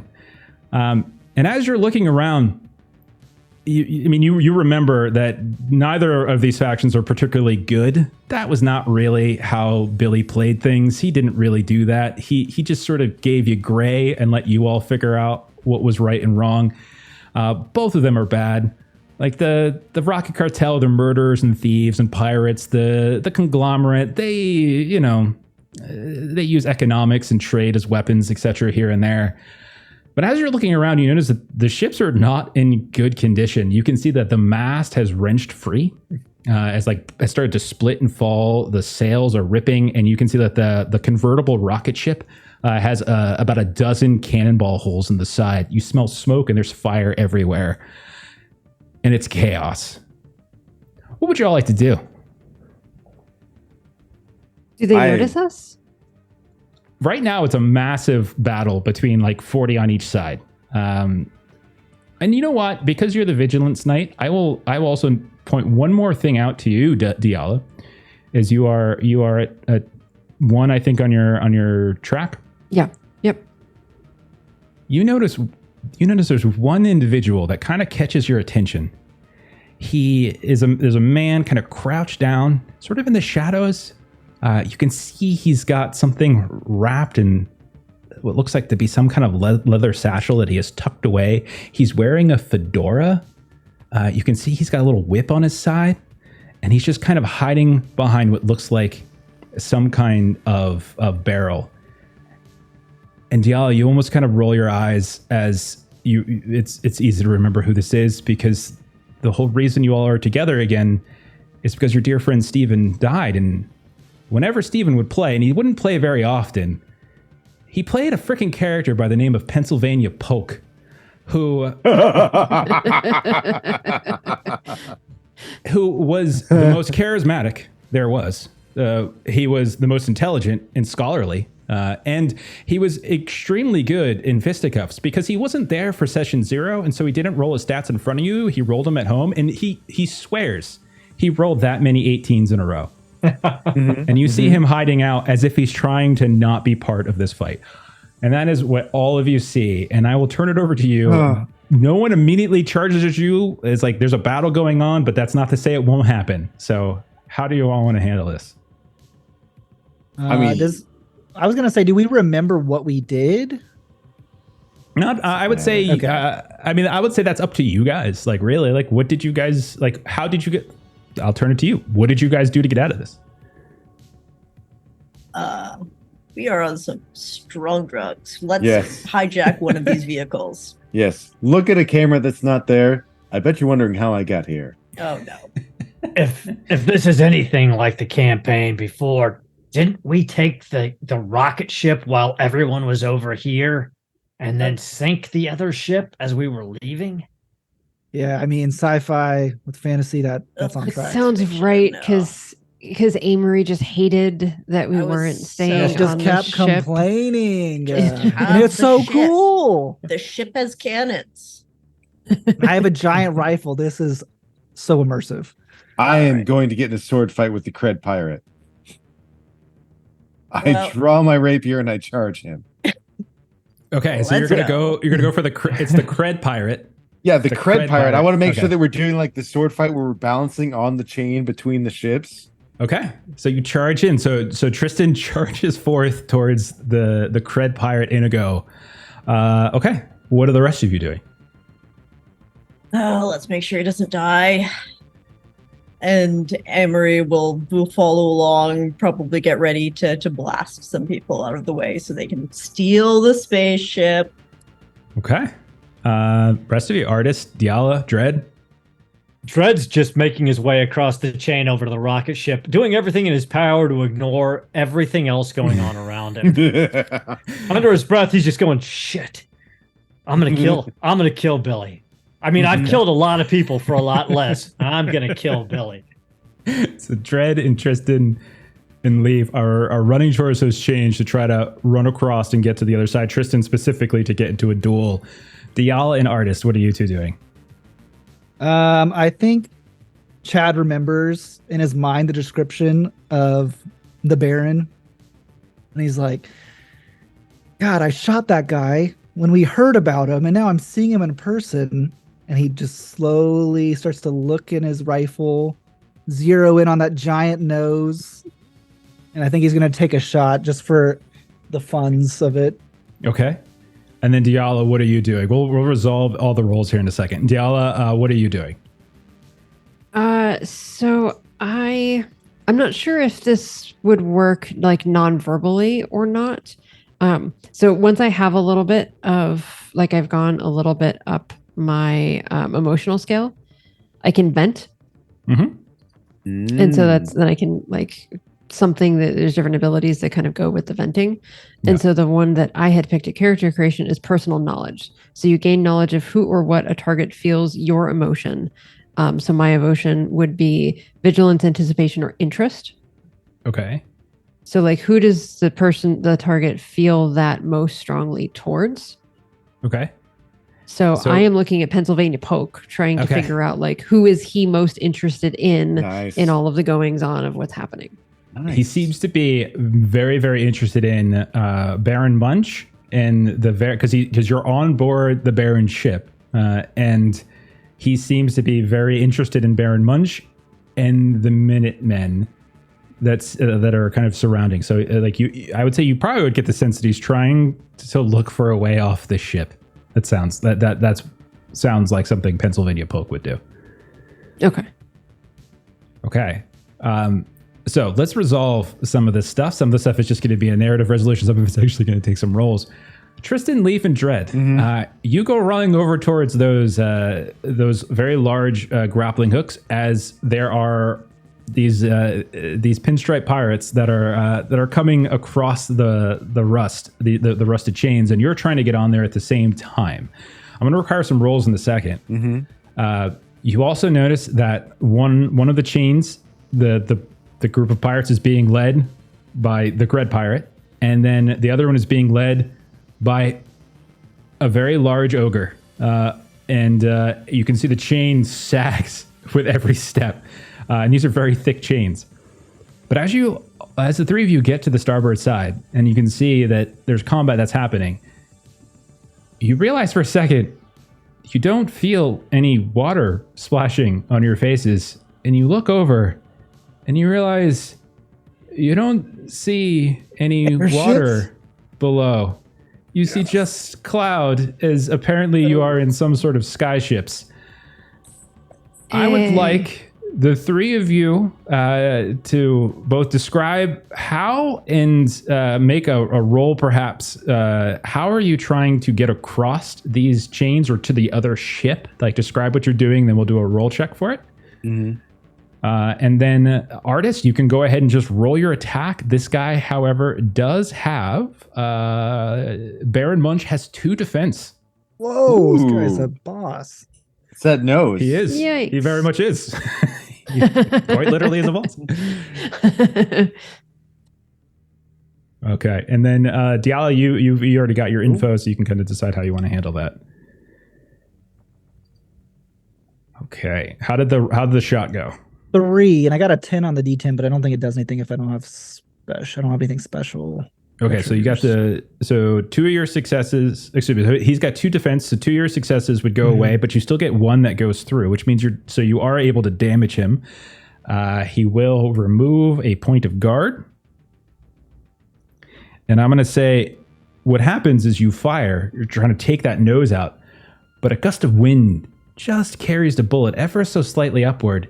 And you see as a bullet hole appears in that massive tricorn feathery hat. And he is like, Gadzooks, someone seems to be firing at me. Oh, there! And he points down, and there are a series of Minutemen who now turn their attention towards you, Artist, with foils, like fencing swords, and muskets in their hand.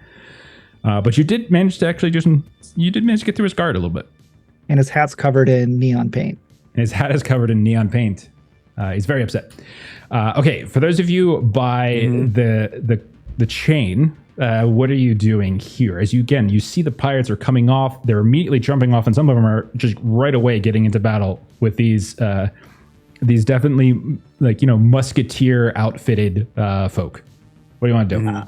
Not the one with Audrey on it. Okay, fair enough. Let's, I guess, push our way through. Okay, if you just want to force your way through, I'm going to say it's going to be a strength as you're just trying to force your way past, because what this is going to amount to is you trying to knock some of these pirates off. So I'm going to put this at as a difficulty of 1 to just sort of, if you're not going on the ogre's one, if you're just trying to get across the non-ogre one. Go for it. All right. 5. That is a success. Okay. You have 2 successes, right? Or just 1? I only have, if it's a difficulty of what -1, then I only have 1 dice to roll. Well, no. Roll your normal die, because the difficulty removes a success. It doesn't remove a die. Okay, let me roll a second dice. That's also a 5, so 2 5s. So okay, that is so 2 5s. One of those successes goes away, and since 1 remains, you 2 manage as Leaf. You hop up onto the chain, and again, it's a very wide chain. Think of it like it's almost like a good 4 feet across in terms of its width, and you manage to just sort of shoulder one of these pirates off, and you just hear them go, "Ah!" and they fall down, and there's like a little woof in the cloud as they disappear into it, leaving behind a man-shaped hole where he fell through. And you manage to stumble across onto the rocket ship. Then Tristan and Dread, what about the 2 of you? So there are other pirates on the chain coming across? Oh yeah, just imagine it's just like a funnel. Like, they're not immediately caring about you all just yet, but that doesn't necessarily mean that's not going to change. But yeah, go ahead. Dread looks at the front pirate, and he goes, your death is on this ship. You fear it, you feel it crushing your soul, calling deep into you. Turn and flee back across the chain. Throw your brothers into the sky and clear a path. It's your only way. And I will Okay. try to control him. It'll be a difficulty of 1 on this, so you'll remove 1 of your successes. Mhm.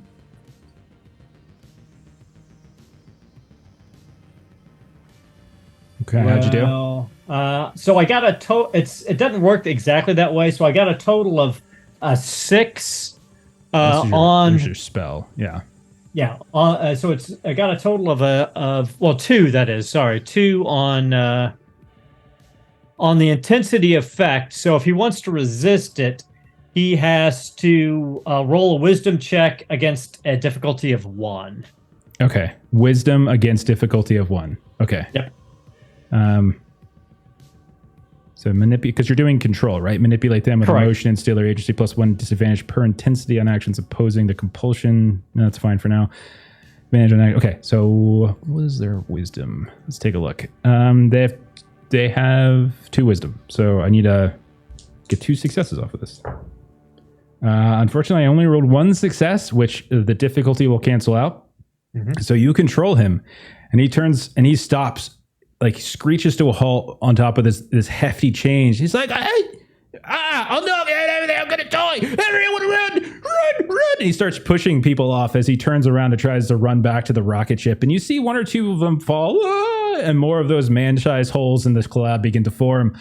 But I also say that you probably see as he continues to run across, like he's going to come into close proximity with the Cred Pirate at that point. But Tristan, we'll turn to you. What is it you do? I'll call out the Cred Pirate. Has your pride finally taken you 1 step too far? Ha! How about you? And I'll get in there, start sword fighting with him, lean in close. Listen, old friend, we need to borrow a ride on your ship. You know how it goes. I'll play the part. Let's make a good scene. Back and forth. 2 your way, 3 my way, and then I break through, right? And I want to make it more of a charisma thing than an actual fighting thing, but it's under the play of looking like a sword fight. I love That's this. awesome. Go ahead and roll. We'll put roll your charisma on this. Okay. I think this is brilliant. But it's still going to put it at a difficulty of 1. Okay. Yeah, I'm down difficulty for of it. 1. So I've got 2, a 4 and a 6. I'll get rid of the 4 and I'll keep the 6. Not that anything's going to happen special on the 6, but Yeah, so that's the other thing we don't really talk about. But if you have any remaining 6s after difficulties are removed, and you have the ability to use specials, you can essentially expend those 6s to trigger those specials. I would say that in this case, if we're if you're at or near like the chains, like I would say some of the specials is maybe an attempt to like knock over. But in this case, you're trying to convince him, and he kind of leans forward and he's like, friend. Tristan Wade? exactly.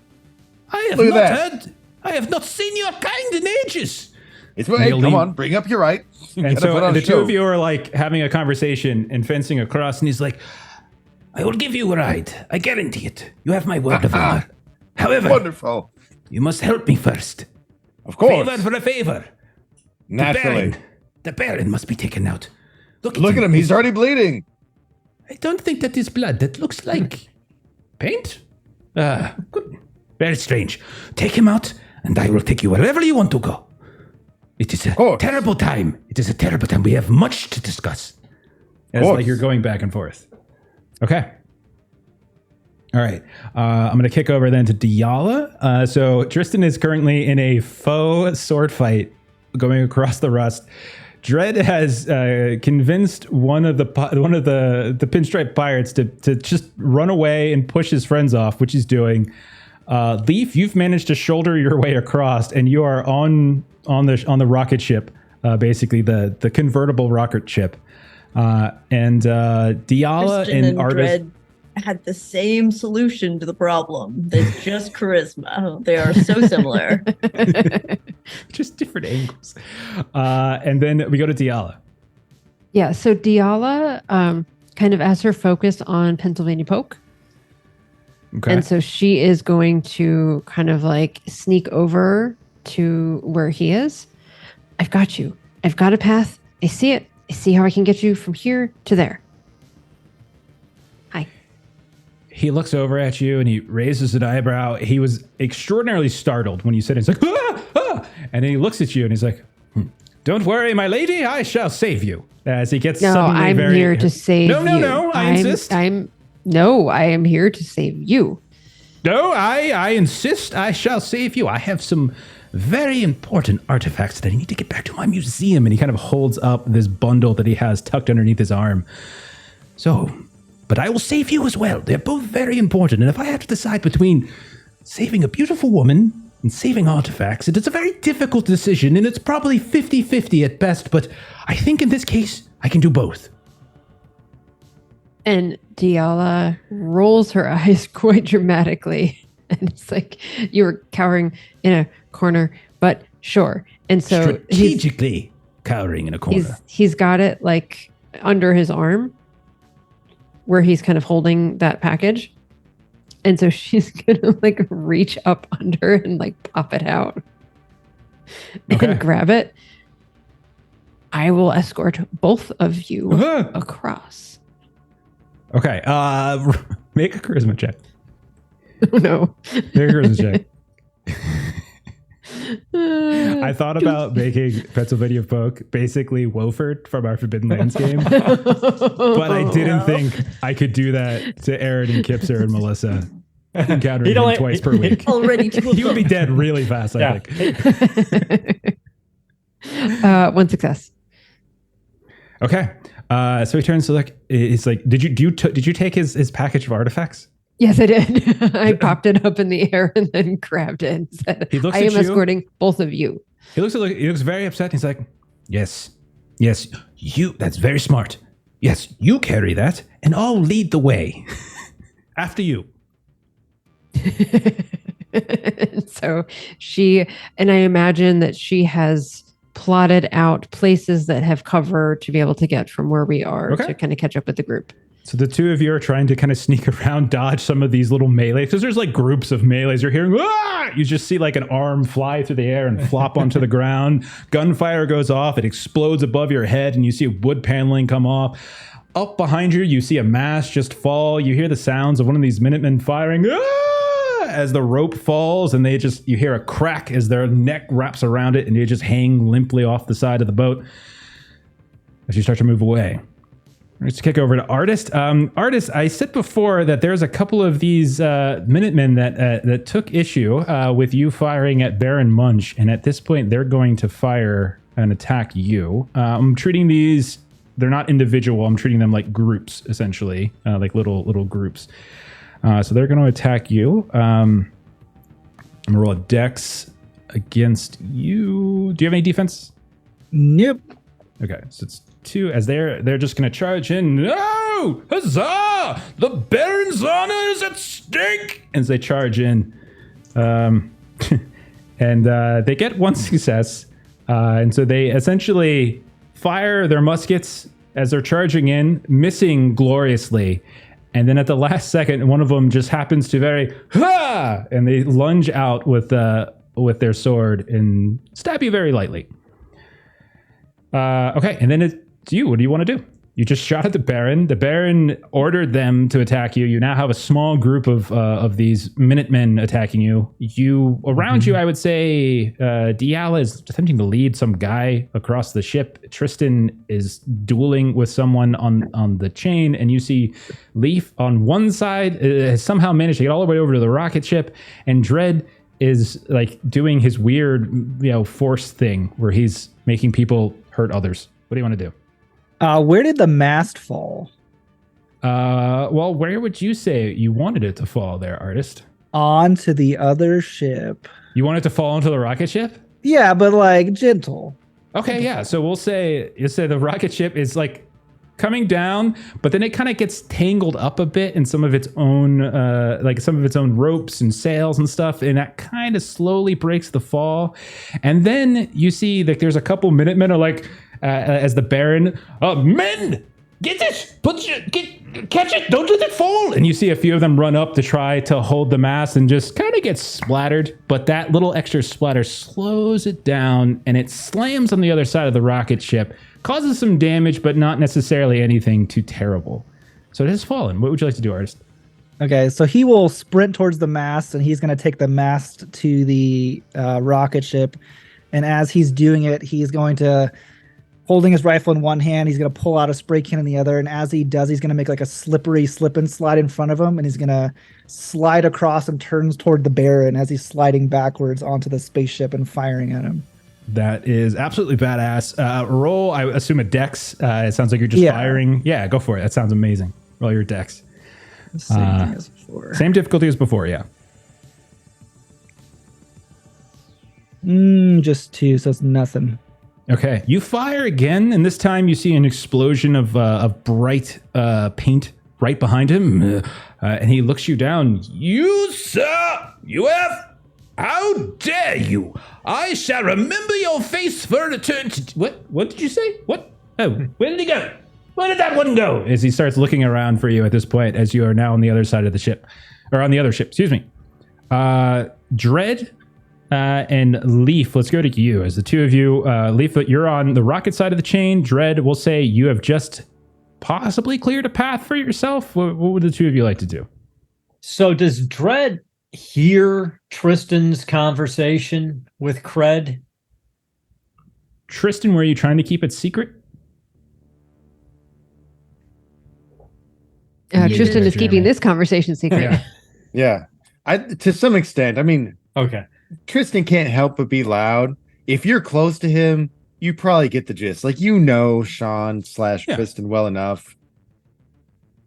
I would say you could even roll a wisdom test or something like that if you wanted to perceive. Let me do that because depending on whether or not I heard what he said or didn't hear what he said would determine what I would be doing next. So I'll do a wisdom check. We've been together long enough. You know the difference between showy fencing versus actual fighting. Okay, I got a 6, so I guess I probably would have heard it. This is showmanship. Yeah. So Dredd looks at Tristan, and you could see he just wants to get to the rocket ship, but he turns and he looks up at the Baron, and he yells out, "Baron, you're old.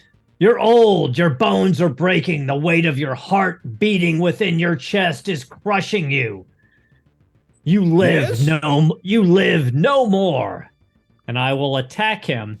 And as he's thinking of this, he's remembering a moment in his real life when he was stuck in a gang war between two different factions, his people and another group, and they were evenly matched.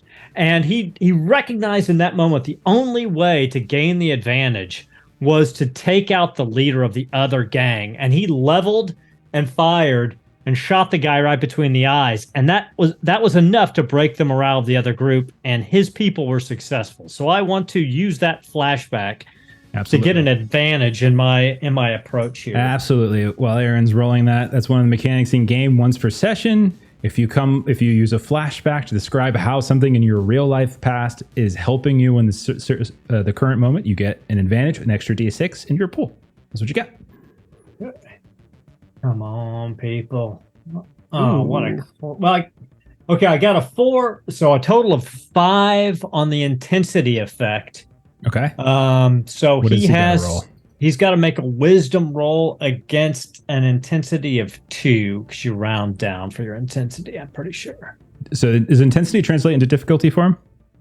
Not exactly. So it's difficulty. So he makes his wisdom check against a difficulty of 2. Okay. It's okay. He only has 2 wisdom. It's not very wise. And I rolled 1 success, so it is that is a fail.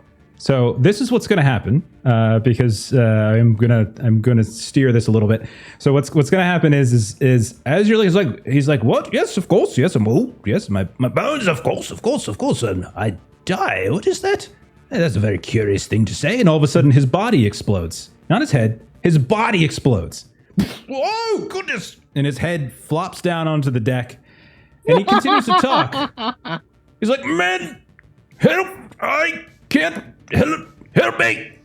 What just happened? Oh goodness gracious!" And he's just constantly talking. And as his people are coming to help him, they're like they stumble in.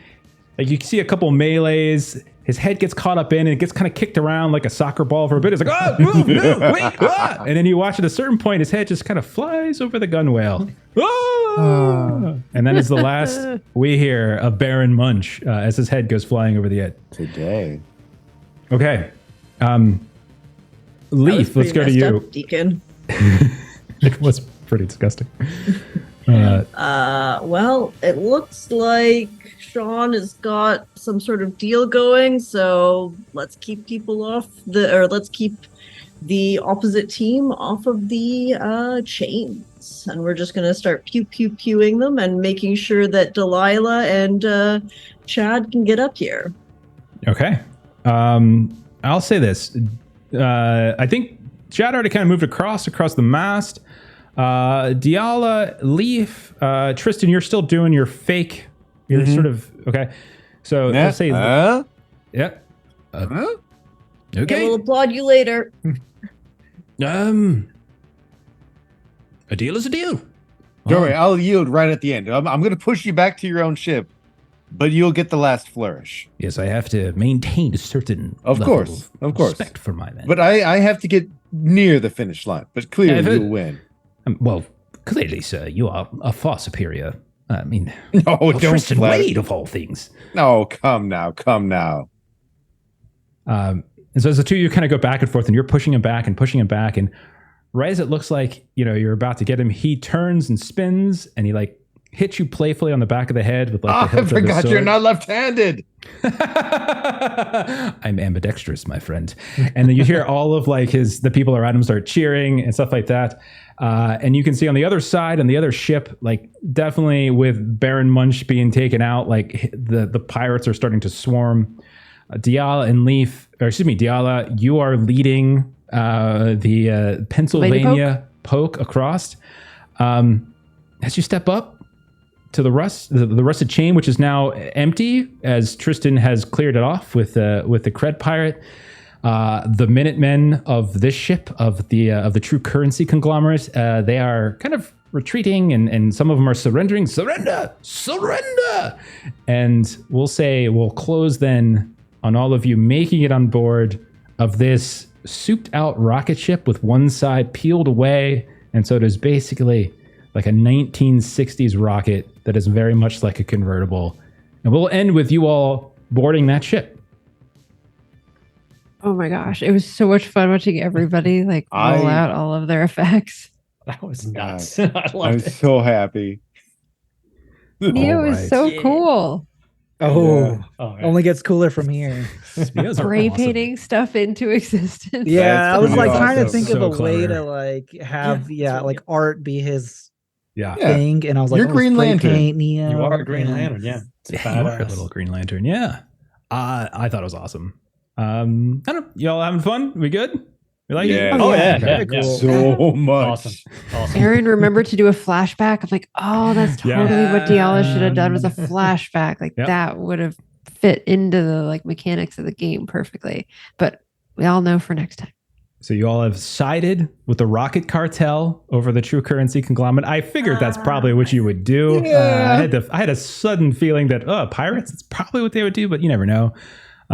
Okay, you recruited Pennsylvania Poke. He's with you now too, so we can see what that's all about. And and we'll sort of pick up at that moment afterwards, as you guys are in this world. You're up in the sky above it, and why don't we do some closing little round table, then we get out of here. Let's see, Aaron, what's going on with Garblag? So Garblag, next Tuesday at 1 p.m. Pacific Standard Time, Millie will be continuing with some Coriolis, and then come back on Thursday at the same time for Pete. Garblag himself will be continuing his Traveler campaign. Fantastic. Spinward marches, I think. I think Yes, they're it's the Spinward? Yeah. Spinward Marches, yeah. Very nice. It's a lot of fun, a lot of fun. Let's see, Jeremy, tell us about the Patreon. Yeah, Aaron Reese on Patreon. Comics, maps, tokens, fun stuff. Check it out. And as is, I think, a funny tradition. Evan, you got anything going on? No. One day I'm gonna say something just to I know. troll you, but not yet. Yeah. One day. Okay, as for us here, let's see what we have next. Tomorrow, we're back to Delta Green. If you want to come check that out, episode 2, we'll see if anyone gets out of our opening prologue for our new campaign. Saturday, we're going to be doing some One Ring, as we're very much nearing the end of that one, as we're going to be getting the final mustering, and then we kind of march up to Angmar for our One Ring finale. Monday, we should be doing some Call of Cthulhu. Jeremy will rejoin the channel for that one. And then Tuesday, our dear pal Steven will be running, myself, Kipser, Melissa, Aaron, through Forbidden Lands. And he will have to sit there while we brutally murder his favorite new otter NPC, because it's going down. And then we'll be back next week with more Die. This is we're gonna try to do this every Thursday for as long as we're interested in it. So that's about it. All right. Thank you to everyone who raided tonight. I think we had 2 raids. So thank you so much for those raids. If you haven't followed the channel yet, please do. It's very kind of you if you did. If you are watching this later on YouTube, or if you're listening to this on the podcast feed, consider going to the YouTube page, Adventures in Lollygagging, subscribing there, all that kind of good stuff. And we're going to get out of here. I'm going to go ahead and raid someone, pay it forward, see who's up. Critical Role is up. I guess we could raid them, but that seems really ridiculous. So we're going to go ahead and raid TT2KB. And we're going to raid, they're playing some Pathfinder. So follow the raid, and we'll catch you later. Bye-bye.